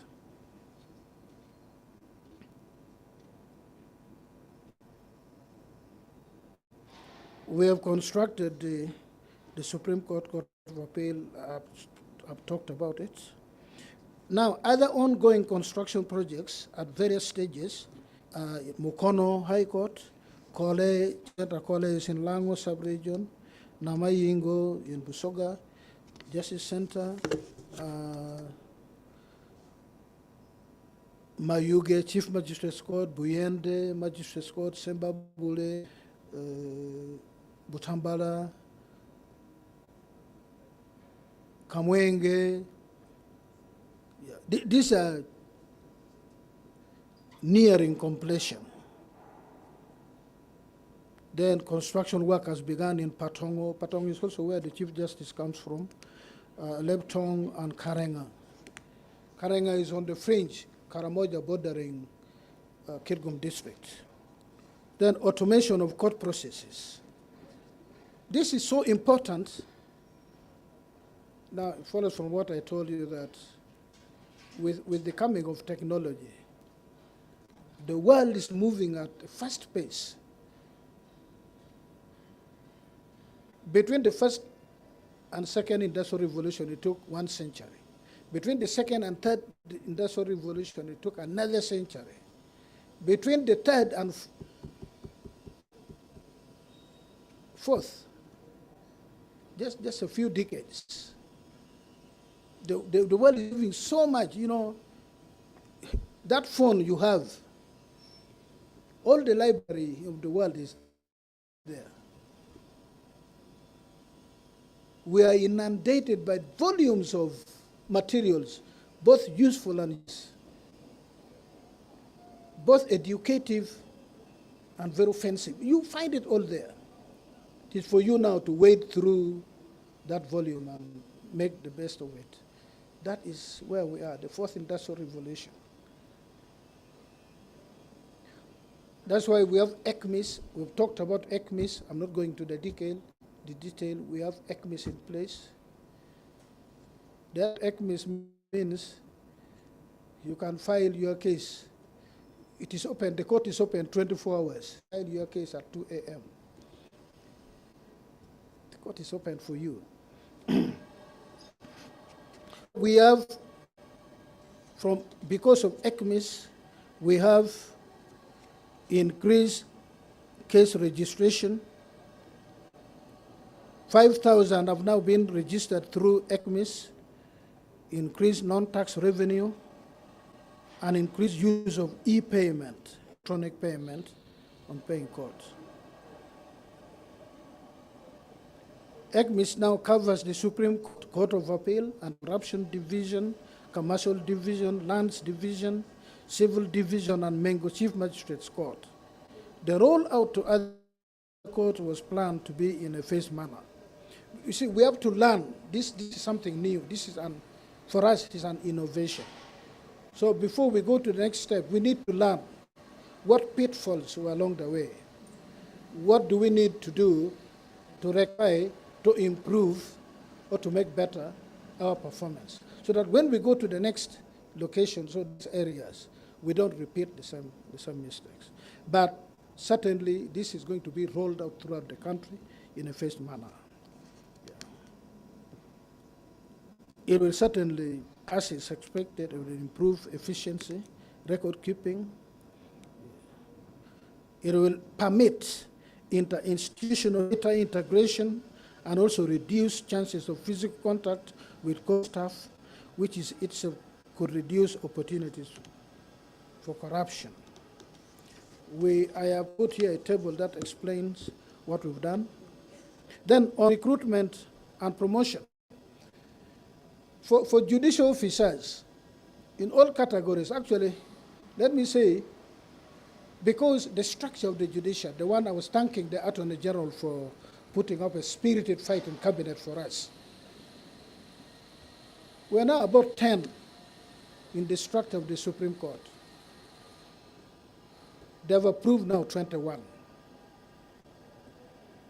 The Court of Appeal, the structure then was 15. Now, the Deputy Chief Justice will be sitting in a demonstration in a court comprising 56 justices of appeal. When we have this in Kampala, and then we are functioning, Fort Portal functioning, Mubende, Masaka, Jinja, Mbale,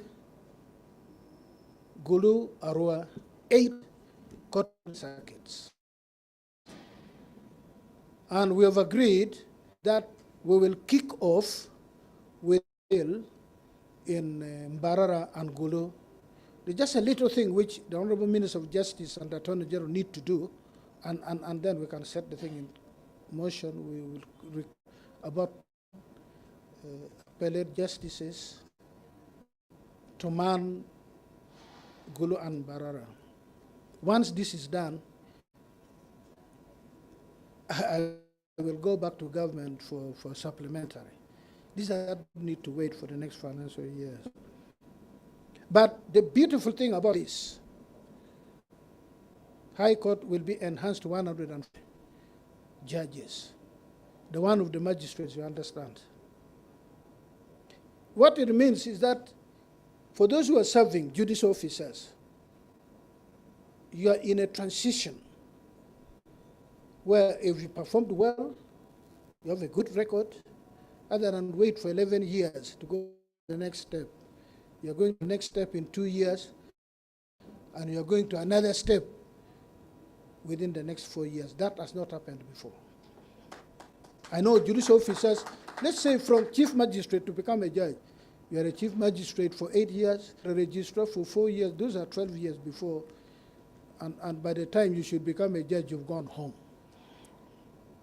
So these are opportunities. I do not sit in the Judicial Service Commission, but fortunately, we have our brother there. If I had my wish,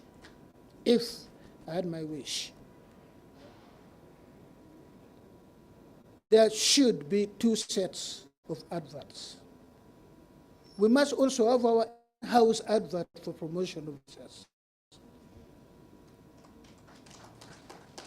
Worst case scenario, not less than 75% of people who are recruited to fill positions in the judiciary should come from the judiciary. Because these are people who toil. Now we have improved the lot of judicial officers. Before, somebody toils from grade 1 to a registrar. It's a big toil. Well, it is not always that what you do is appreciated. You are associated with all things, many of which you don't. And then when the opportunity to become a judge comes, you overlook this person and you go elsewhere. For me, my view, and I need to say it in public, it should be the other way around. Less than 75% of whatever vacancy which are available should be given to judicial officers. I'm not a traditional judicial officer, so I'm not speaking to protect myself. I don't have that experience. But as an administrator, this needs to be said. In all governmental institutions, there are what they call internal adverts. All adverts must be open to the world. It's not what we said in the university, general happiness. It shouldn't be for general happiness. So, because we should also give, hope to our officers that it pays to work hard, it pays to keep the ethics, it pays to love your work. But for the moment, I can only say that there are great opportunities. Because of these recruitments, we've expanded the base for registrars, deputy registrars, assistant registrars. So the people who become registrars are from the level of chief magistrates and occasionally below that. So then you are not stifled at some position. For the foreseeable future, there are going to be great opportunities as we expand. When we expand a budget of 800 billion, which we have agreed we should achieve. Everything being equal, we should achieve it in the medium term, about 3 years or 4. How do we reach 150 judges? The catchment area must mainly be from the judiciary. Registrars, chief magistrates who excel themselves. So I'm asking my brothers and sisters, work hard. Where are we going to get 56?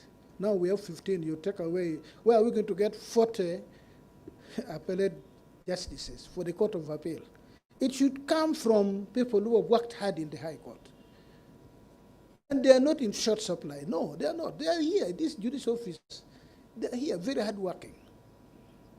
When people are doing all sorts of things, Honorable Minister, when you go to attend functions on Saturdays, you send your spies to come, go to the land division, go to family in Makindia, wherever they are. You'll find a judge is in his or her chambers doing work on a Saturday. I used to come on Sundays and in the Court of Appeal, and I would find a couple of my colleagues. I said, oh, you have the same problem like me. I say, yes, you are not alone, my lord. So these are people, then when you are recruiting, you overlook this person who is suffering. It's not right. It's not proper. People should know when they work, they'll go up. All these judicial officers want to go to the Supreme Court because that is the apex of judicial work. That is the prize which they should achieve.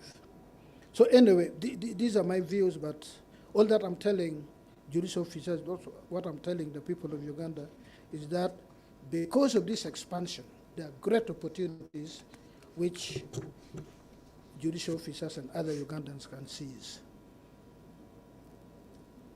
We have judges, and the one we entered in the financial year under consideration, many of them still stand, the issue of case backlog.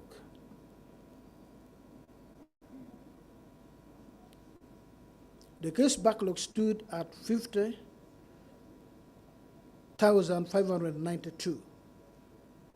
That's 30%. Against 168,000 pending cases. 168,000 pending cases. So what I was telling you at the beginning, there's no miracle. This is just intimidating for nothing. We have the right judicial officers in place, in numbers, and we facilitate them with automation, IT. This thing will disappear. This figure, they are sounding for nothing. We are the ones promoting them as a people, as government, because we do not get our priorities right. Once we get our priorities right, this thing, I will be coming here and say, unfortunately, I have to report to you that I surveyed the whole country. There are 15 pending cases which are backlog in Gulu, and the judicial officers have written to me to explain. I've not had the time to read. I mean, this is the type of report I should be. A situation where cases do not wait for judicial officers. I would be happy that judicial officers are there waiting for cases. They've disposed of all of them. And they're reading authorities, they're writing judgments for those which are pending before them. Not going into court when your pressure is up, because in your chambers the files are from the table up to the ceiling. You look at them and you begin trembling. Should be around. So with the backlog, in the Supreme Court, we have 335 cases out of 686 pending cases. So 335 are backlog. That is 49%. It's not very good, 49%. Half of the cases are backlog. Now, we need to ask Chief Justice why, because he hates that court. So I will ask the Chief Justice why this is the situation in the Supreme Court. All of you must ask the Chief Justice, help me to ask him, why do you have a 49% backlog in that court? He might have some answers, but still we should not be kind. We have a duty. He owes it to us. In the Court of Appeal, my Lord DCJ, I think people have very few questions to ask you, because yours stands at 11% only, backlog.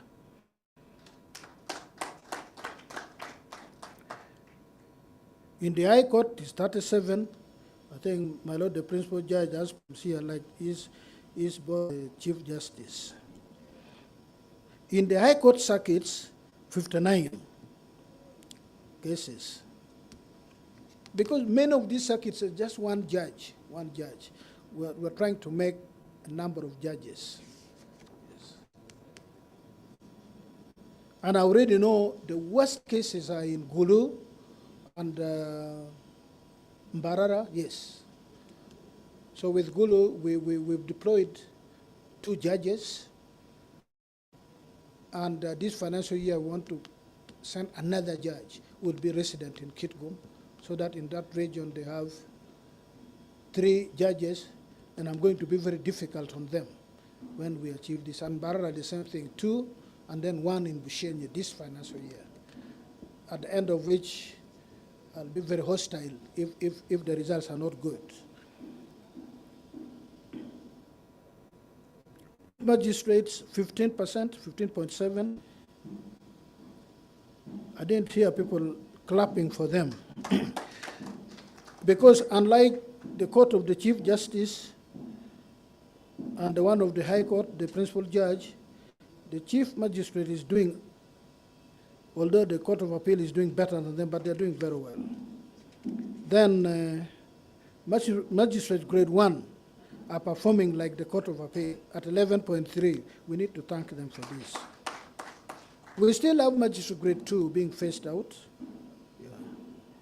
And, they have 79 cases backlog out of 1,152 pending cases. Now, weakness and inadequacies of key sister agencies. You know, the work of the judiciary can be done if I put this case, I will seize the opportunity of this day to reiterate, and quite forcefully. For criminal justice in our courts of judicature, without a strong, the boss for the CID is here, the IGP, yes, he's here, I saw him. Yes, yes, thank you, yes. And unless government understands the priority and puts funds, I've said this, I've said it to His Excellency direct, unless you strengthen the investigating arm, strengthen the prosecuting arm, that's the Directorate of Public Prosecution. So many of those things they care about backlog in the criminal justice system is not a problem of the judiciary. It's a problem of the executive arm of government where funds are not going to the right places. The moment they strengthen this arm, where is my sister? DPP? Yes, yes, she's here, yes. And we have prosecutors in all the courts. You see, total transformation. People will appreciate. How can you stay on remand 3 years? In some cases, more than that. My appeal to the executive arm of government that please, please, you cannot strengthen the judiciary alone without the complementing arm of the state.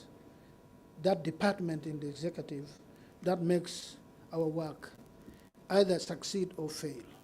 So I'll continue for my sister, I've done before, that we need strong and robust prosecuting arm, a just investigating arm. I've even said, this for bail we debate if his hands is strengthened. He investigates, instead of coming 6 times, 6 months, that investigation is still continuing. He says, Your Worship, oh my Lord, give me 3 weeks, I'll come back to report. And 3 weeks say, investigation complete. And the magistrate or judge fixes a date for hearing.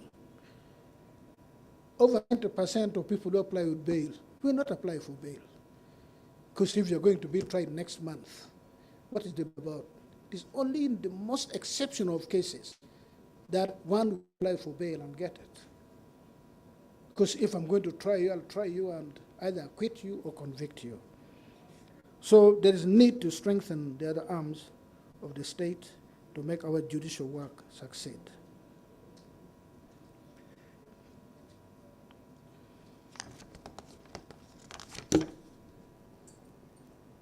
And we also put the case. Now we have a very big judiciary. We need a Judicial Service Commission which is expanded and which is full-time, because they really have a lot of work. We are now putting in place a judiciary service. So it's not only judicial officers, all the other people who are in the judiciary, it's a big number. We were talking of something which will be in thousands. So a strong Judicial Service Commission with an expanded membership, one full-time, would be very good. Of course, I said our number is still low. I've given you what the target is and what we have so far achieved. We continue to ask for more. We continue to fill the new structure. I've already told you the little expansion in less than 1 calendar year, the impact. If we expand more, we recruit more, and give them 1 full financial year. I think when I stand up here, I'll be a very happy man to report to you. Now, the salaries of administrative and support staff. This, of course, is a big problem that we have our Minister of Justice, we have the Attorney General. As we recruit non-judicial staff to complement the work of judicial officers, they should be adequately or fairly remunerated. Otherwise, You have a brand new car, you put tires which are not fully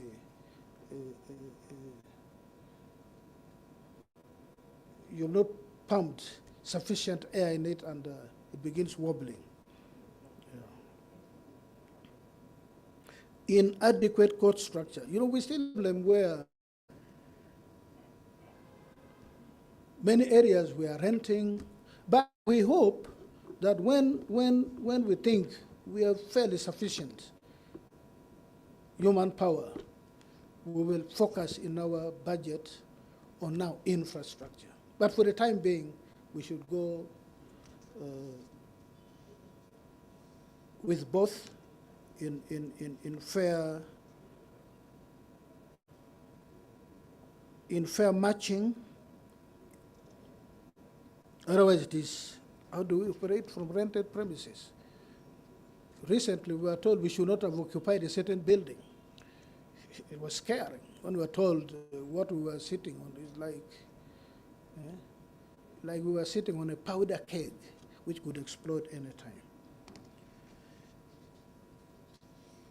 There are areas which are really hard to reach, like in the islands, Kome, Buvuma, and Kalangala. We really need a water vessel to traverse these areas. You can't use a vehicle because we don't have amphibious vehicles. So we really need some vehicle so that our people, the lakes, can also access justice. Poor road infrastructure and insecurity. I was in Buweju, up the hills in Ankole. Without a good road, we can put the infrastructure, we can put the software, the judicial officers, and people are not still able to access. In some parts, you can actually see the light. At night, you see the light of the court, but to reach that one, it's like to go to Nakawa, and you have to go up to Bombo and then come to Nakawa. You are here. You're seeing Nakawa here, but you cannot go because then you have to go like a distance, 30 kilometers, to be able to reach Nakawa. So the state, we appeal to the state to be able to focus on these things.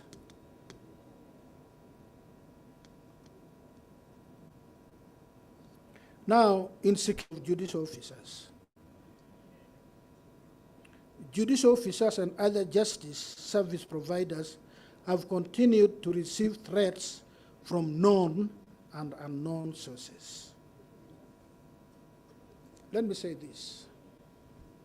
Attempts or actual attacks have been made on judicial officers over the years.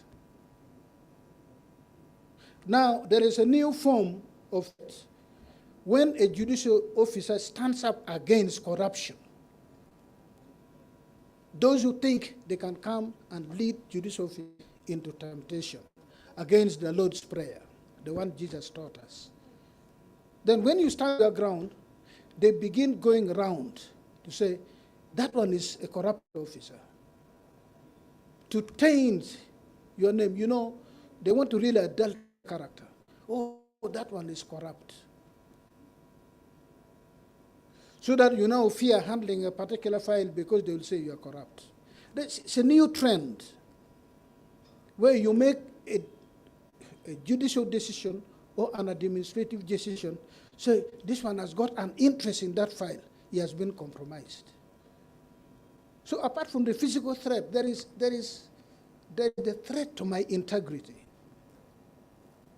There is deliberate process of tainting my character, dragging my name down to the gutters because I am a judicial officer and I'm standing firm. I appeal to all judicial officers, for as long as I'm Chief Justice of Uganda, don't fear allegations against yourself. Just do the right thing.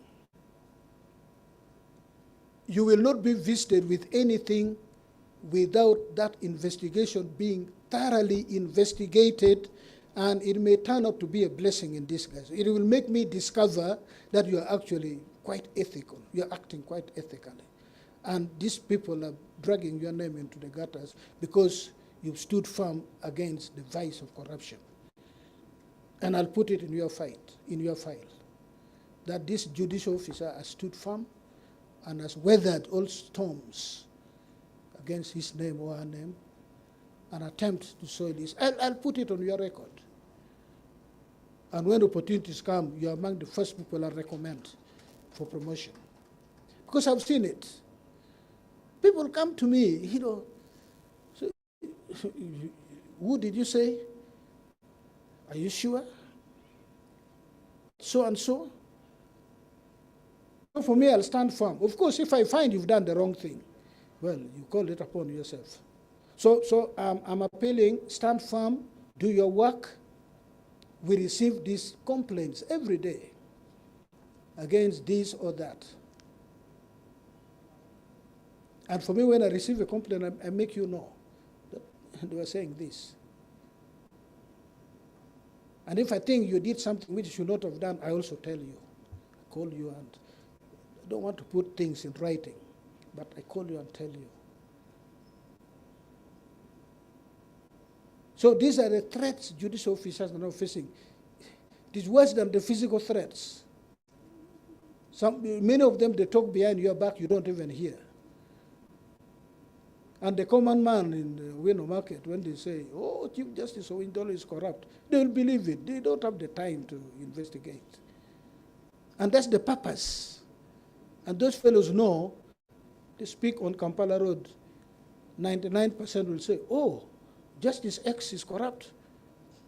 And that's what is imprinted in them. But we took oath not to fear, not to favor, not to bear ill will. Even if somebody has spoken against you yesterday, if the matter comes before you, don't bear ill will, because you took oath not to bear ill will. Look at the evidence, look at the law.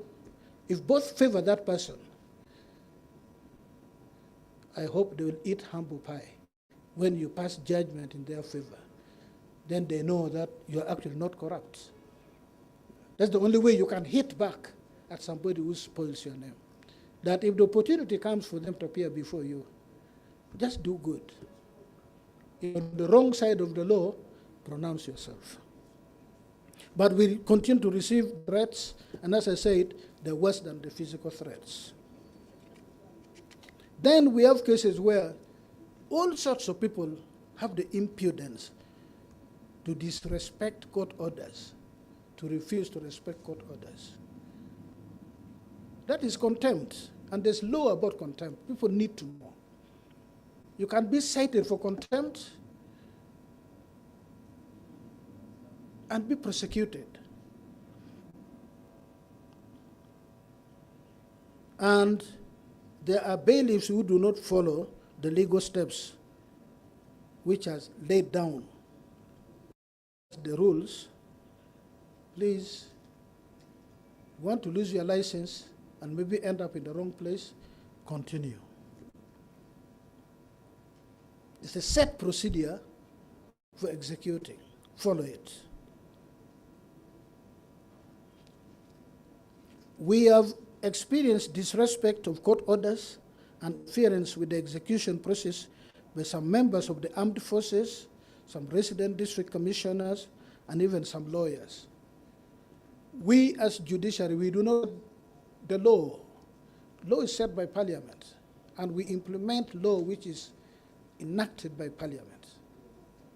And once the law is like this, if a judicial officer gives a judgment which is wrong, and you don't appeal or you seek to stop from being implemented, that wrong decision is going to be applied against you.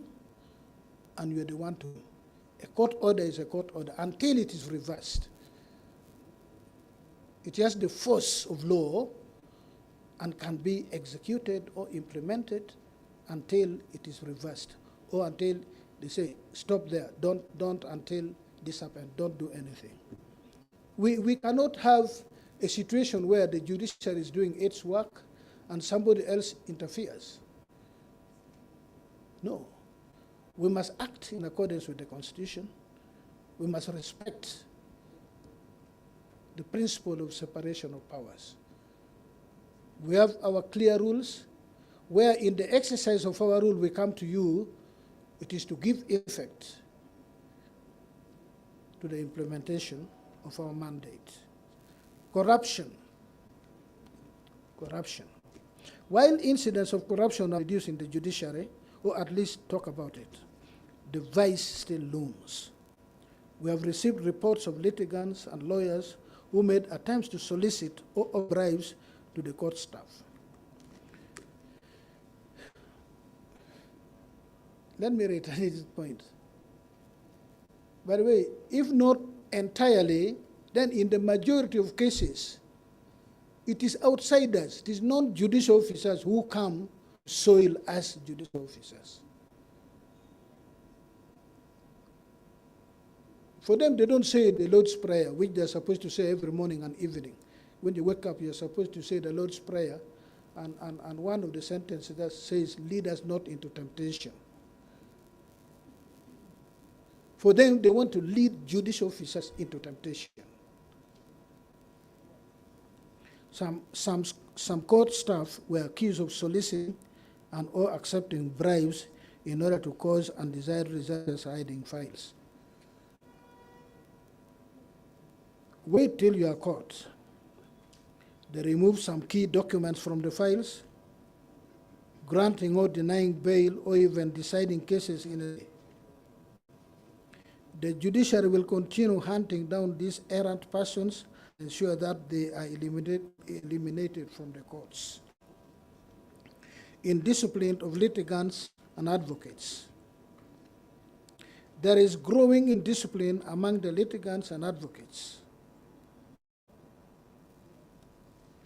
You have seen where litigants or advocates have the audacity to insult judges. We have a situation where we filed pleadings in the Supreme Court, called the Chief Justice, the Lordships of the Supreme Court, all sorts of unprintable names, but he was brave enough to put them in print. Some things I would never say in the presence of my friend. It was there.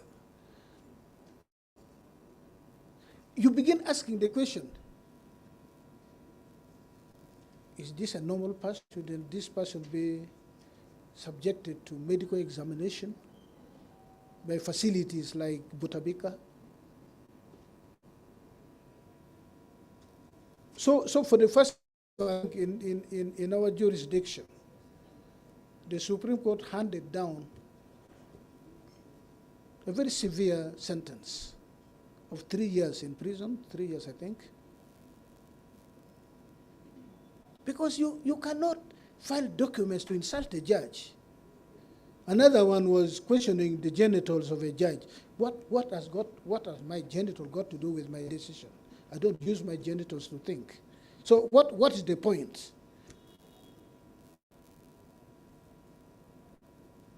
You see, it makes the freedom of expression, which is enshrined in the Constitution. We should question whether the freedom of expression includes the freedom to be evil, that you can express yourself, evil expression, thoughts, with no consequences. There must be consequences for certain things. I would defend anyone who exercises their freedom in a responsible manner and for good cause. But when somebody uses that freedom enshrined in the Bill of Rights, I think people, including the judicial officers, stand up and make people know that you cannot do that. Freedom of expression is not only for you. Freedom of expression does not mean you soil me with mud and get away with it. Freedom of expression means you are responsible.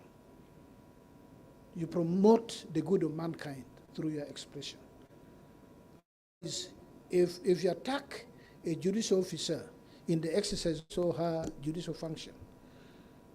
You're not attacking that judicial officer. The law says you're actually attacking the courts of judicature, and we protect the dignity and integrity of the courts of judicature, not the person you think you've insulted. You've insulted the administration of justice, and for that you'll be punished. Then the individual judicial officer may decide to take other course of action.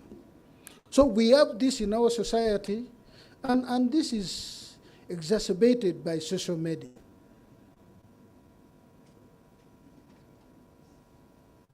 But these are the things we have to wade through, but we'll stand firm, we'll stand quite firm in what we do, and ensure that we don't waver in the exercise of our mandate. There are those judicial, there are those people who pass out as advocates, yet they are not advocates, and they have been there for years. They are so common that even the judicial officers are duped that this is an advocate. Please seek to establish whether somebody is actually, you may be an advocate, but you don't have even a practicing certificate. That is one category. There are those who are not even advocates, but they come to this, especially this lower court. Once in a while, some are even brave to come to the courts of record. Please establish if the person is either not an advocate or does not possess a license, a certificate to practice that given year, that calendar year, throw them out. And when they gain notoriety, let the matter be sent to appropriate for somebody holding out to be what they are not. There's something to do, there's some law to do with impersonation or something like that. Yeah. We have these recommendations.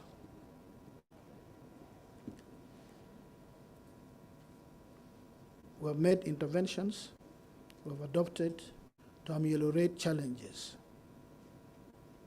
We believe drawing interventions will lead us to the promised land. 1, enhancement of the judiciary and exploration of other funding options. Commitment to effectively implement the Judiciary Strategic Plan 5. Full implementation of the Administration of the Judiciary Act 2020. Fighting case backlog through improved staffing levels and case management innovations. These are things I've spoken about. Establishing more courts and justice centers. Advancing the use of ICT and other technologies. Promoting ADR and other case management interventions such as plea bargaining, small claims procedure, and mediation. Manpower planning and development. Enhancing judiciary physical infrastructure. Continuous confronting of the vice of corruption. Reforming of laws and procedural rules. Improving stakeholder engagement and participation.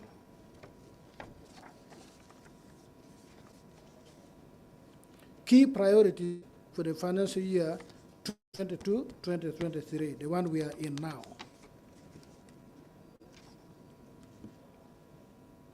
Recruitment. We are going to continue recruiting judges, registrars of various categories and magistrates of various categories. The number I've given there, 10 High Court judges, 6 registrars, 13 deputy registrars, 8 assistant registrars, 13 chief magistrates, and 71 magistrates grade 1. These are the foot soldiers. Operationalization of new courts, I've told you, after Moro to Hoima, or to Rukungiri. I've told you about the courts from Nebi up to Kasese. Procurement of more transport equipment, vehicles. We'll acquire 72 vehicles a marine boat, and 52 motorcycles for the clerical officers. Provision of alternative source of power. You cannot go IT if you don't have reliable source of power. So apart from the one from Owen Falls and the other place along the Nile, we're thinking also of generators and solar panels so that we have uninterrupted power supply.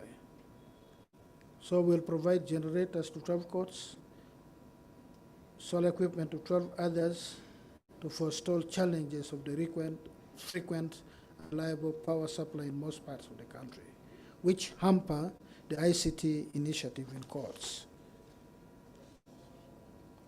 ECMIS will be expanded in the manner I've said. We'll learn lessons from where we have test piloted them. Then we'll introduce new high courts into it. The local-wide area network LAN/1 infrastructure will be extended to and upgraded 10 court stations respectively. The judiciary will also digitalize and upload current physical court files for the Supreme Court and the Court of Appeal / Constitutional Court into the ECMIS, procure 50 digital voice recording machines for chamber court hearings, and develop a judgment writing tool. The judgment writing tool is going to be very useful for judicial officers. It will ease our need for training, because that's when we have people who they are good, they have even got upper second, and they're among the best top 3, and judgment writing is a new thing. And until recently, I want to thank the Executive Director of Judicial Training Institute with the chair of the Governing Council. We used to train our people for 5 days, and as I said, the 5 days, the only benefit you do is you know who your peers are, who your contemporaries are in the recruitment. Now we've started with Chief Magistrate, we've taken 2 weeks, 14 days? Yes, 2 weeks. Thank you so much. So that there is meaningful induction to the stations, to the various places of their posting, better people than when they were appointed as judicial officers. And we continue to do that. We will explore, and we once permitting. Training should be a full month. In Tanzania, when we went there, they were just laughing at us when we say we trained these people for 5 days. So what do you achieve in 5 days? And indeed, you achieve nothing. We are headed there. We hope we'll reach there. Furthermore, the biometric time attendance system will be rolled out to 20 courts, High Court and Chief Magistrates Courts, Arua, Fort Portal, Gulu, Jinja, Kabale, Lira, Masaka, Masindi, Mbarara, Mbale, Mpiji, Mubende, Mukono, Soroti, Dororo, Luwero, Moroto, Rukungiri, Iganga, Hima. You know, there are judicial officers who come to court 10 o'clock, 11 o'clock. We are trying to completely have this out of the way. The biometric system tells everybody that you were there not at 8:30, you were actually there at 11. And then I was telling the chief magistrates, expect the Chief Justice to call you at random one day and say, Your Worship, where are you? Oh, my Lord, I'm very busy in my chambers. Say, can you go to the video mode in your phone? I call you in the next half a minute. And if you're in your chamber, it will be res ipsa loquitur. You don't have to explain. It will speak for itself that you're actually in your chambers.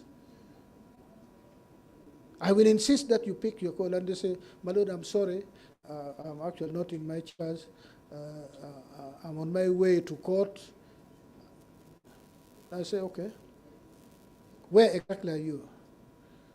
He's going to Mpiji, say, My Lord, I came from Jinja, I've just reached Z. Then I will warn you on phone. I will not write it down, I'll warn you on phone. If you say, I am now at the junction to Budo.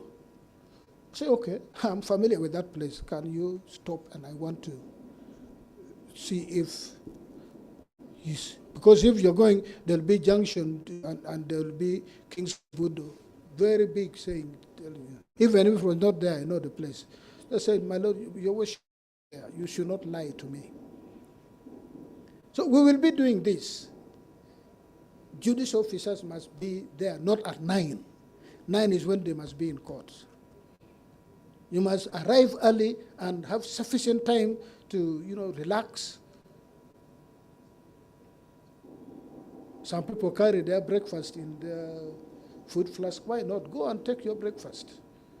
Then you go to court when you are ready. But this to me, these are small things. They will be out of the way completely. Are the easier ones. And we will strengthen inspect court so that even without biometric, because you can feel some breathing on your neck from behind every day that you are doing your work. Not to intimidate you, not to remove your independence. For me, in your judgment, you can say the sun rises from the west and sets in the east. I want to see, how do you justify that? I want to see. I have no problem. You must give your case. I will never punish you, because another court will tell you that with the utmost respect, worship was wrong, or his lordship was wrong. Then we will strengthen the Judicial Training Institute. That's why I say, if you made a wrong decision, either on procedure or on substantive law, we'll seek to help you to understand the law better. It is only in the case of corruption where you problems. You've acted corrupt, you run into problems. We will have put more resources into targeted training. There's mass, and then we find the people who need training in a certain area. If the worst comes to the worst, you may be the only person who is going to be trained. Then you know there's a problem with you. In conclusion, the judiciary is committed and ready to do what it takes to ensure that justice reaches every man and woman in this land. The government has promised to continue supporting our cause, for which we are much grateful. On behalf of the people of Uganda, we promise our dear Ugandans that we shall continue to do our best to ensure that judiciary services are delivered timely. I would like to thank the Honorable Deputy Chief Justice, the Principal Judge, the Justices and Judges of the Supreme Court, Court of Appeal and High Court, the Chief Registrar, Secretary to the Judiciary, the registrars and magistrates, heads of departments and units, and all the staff of the judiciary for their efforts that account for this commendable performance I've just said before the people of Uganda. I also extend our profound appreciation to the executive and the legislative arms of government, the justice, law, and order institutions, the administration of justice program institutions, the development partners, especially the UNDP, UN Women, UNFPA, UNICEF, World Bank, Pepperdine University, HIL, and the Human Trafficking Institute, among others, for the financial and technical support, the civil society organizations, and the media fraternity for your inalienable contribution and excellent partnership during the reporting period. Last but not least, I commend the Chief Registrar and your team who developed this second Judiciary Annual Performance Report. I know how demanding it was. I am grateful to all of you who have managed to personally attend this launch. Your presence cannot be taken for granted. It points to your commitment to the cause of justice. May the good Lord bless you and keep you safe and sound. Thank you.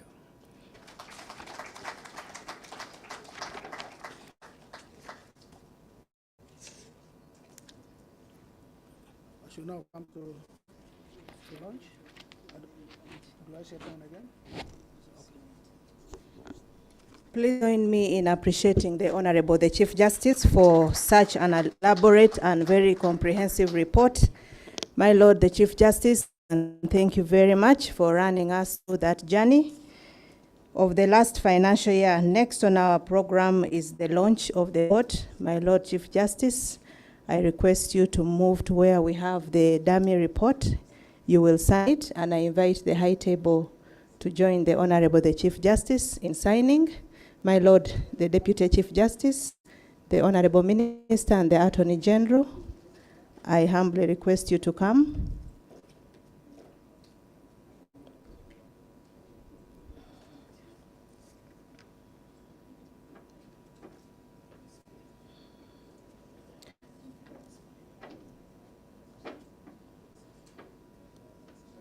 Yes, please, my Lord.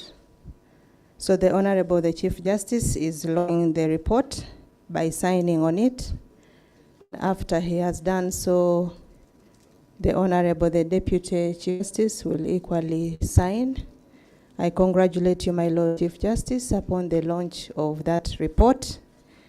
And thank you so much for the words of wisdom, counsel, and encouragement, especially to the judicial officers. Let us continue to do our work without fear, without favor, without ill will, because we have the support of our beloved Chief Justice. Next is the Honorable the Deputy Chief Justice signing. He will be followed by the Honorable Minister of Justice and Constitutional Affairs. My Lord DCJ, I equally congratulate you on the excellent performance of the Court of Appeal. Next is the Honorable Minister. Today you said you want to boast of our achievements. I think you have heard it for yourself. There's a lot that you can go and boast about from the judiciary. Thank you so much for gracing this occasion.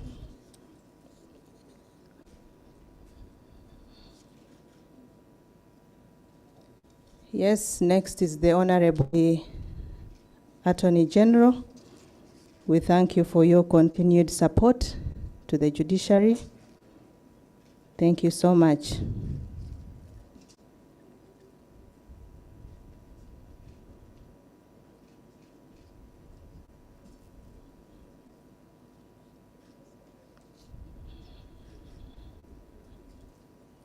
So our report is officially launched. We can give a round of applause as the High Table resumes their seat for us to conclude our function.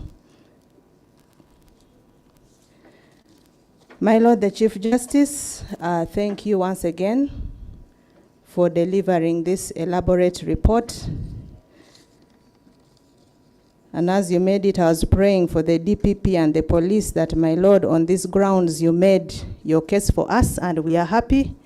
My prayer is that as you have made a case for them, we will come back for the third report when their status has also improved. My Lord the Chief Justice, just before we go into the final part, allow me to recognize 5 members who joined us who were not recognized earlier. And the first one is Dr. Asa Mugenyi, the chairperson of the Tax Appeals Tribunal. You're most welcome. We also have Ms. Sharon Lesa Nyambwe from the head office of the UN Office of Drugs and Crimes in Uganda. You're most welcome. My Lord the Chief Justice, we also had other 2 members of the Judiciary Council who represent the public. We have Mr. Samuel Herbert Subuga and Ms. Esther Chozira. They joined us. Last but not least, my Lord the Chief Justice, your registrars and the senior administrators, I request them to stand up for recognition because they were an important part of putting together this report. Thank you, your worships, and the senior administrator. My Lord, lastly, in a special way, I introduce the president of the Uganda Judicial Officers Association, that is the Honorable Tadeo Asimwe. My Lord, you're most welcome. We will now conclude with the anthems, and then we have a group photograph. Thereafter, we'll proceed for lunch. I invite us to stand up, and we have the anthems. in reverse order.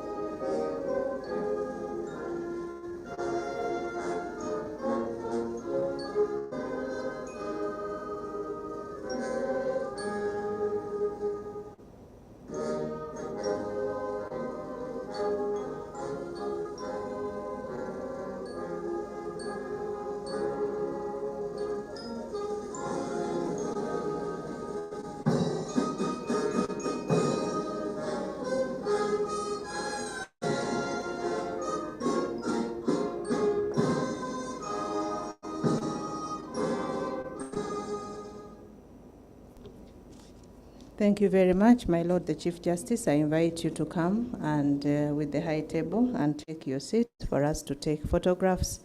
PRO, I invite you to manage this session.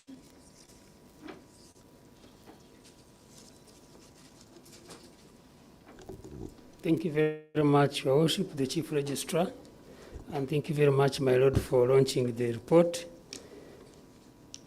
Joining the high table will be the judges and the justices.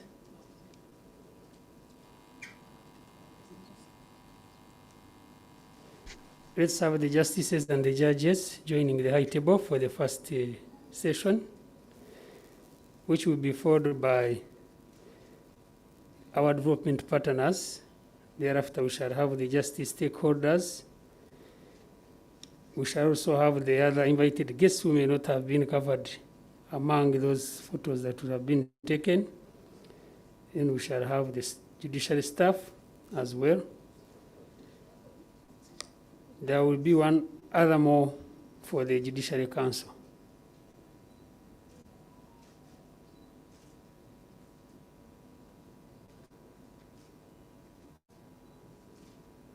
Thank you very much, my lords. Let us have the development partners join in after this one.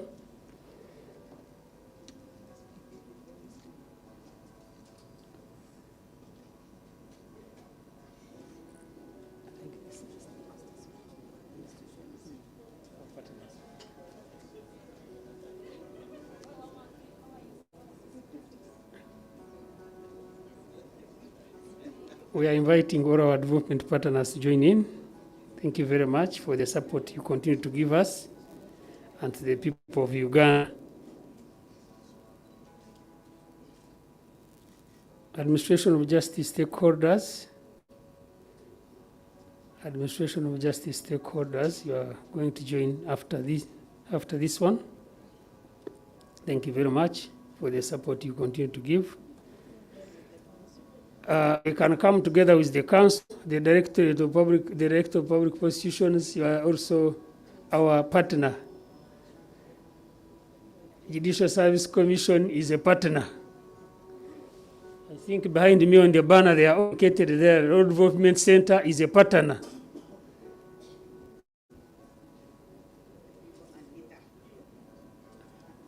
We can't fail to have the commission. Uganda Human Rights Commission should be in this one. Tax Appeals Tribunal.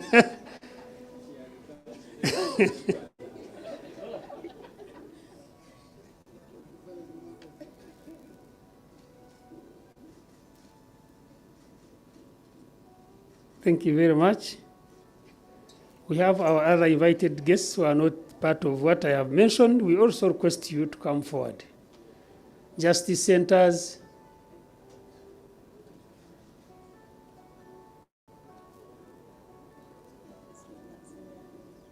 We have the Tax Appeals Tribunal.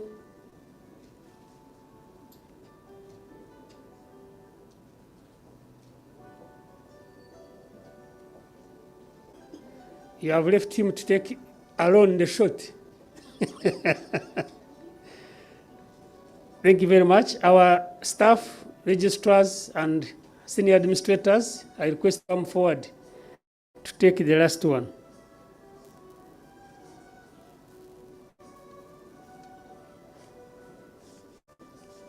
We are having lunch in 3 areas.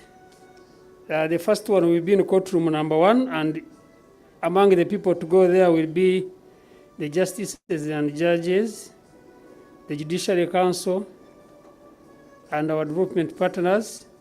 We have another area which is on the upper side of the building. We shall have our administration of justice stakeholders there and other invited guests plus the staff. Our bodyguards and drivers have also been provided lunch, which will be near the construction area.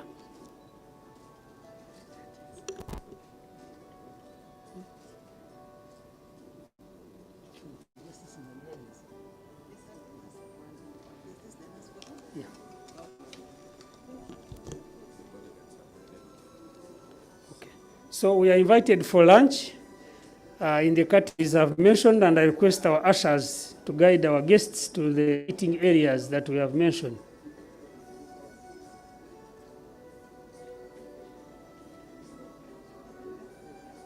Our ushers, please guide our guests to where they are supposed to be.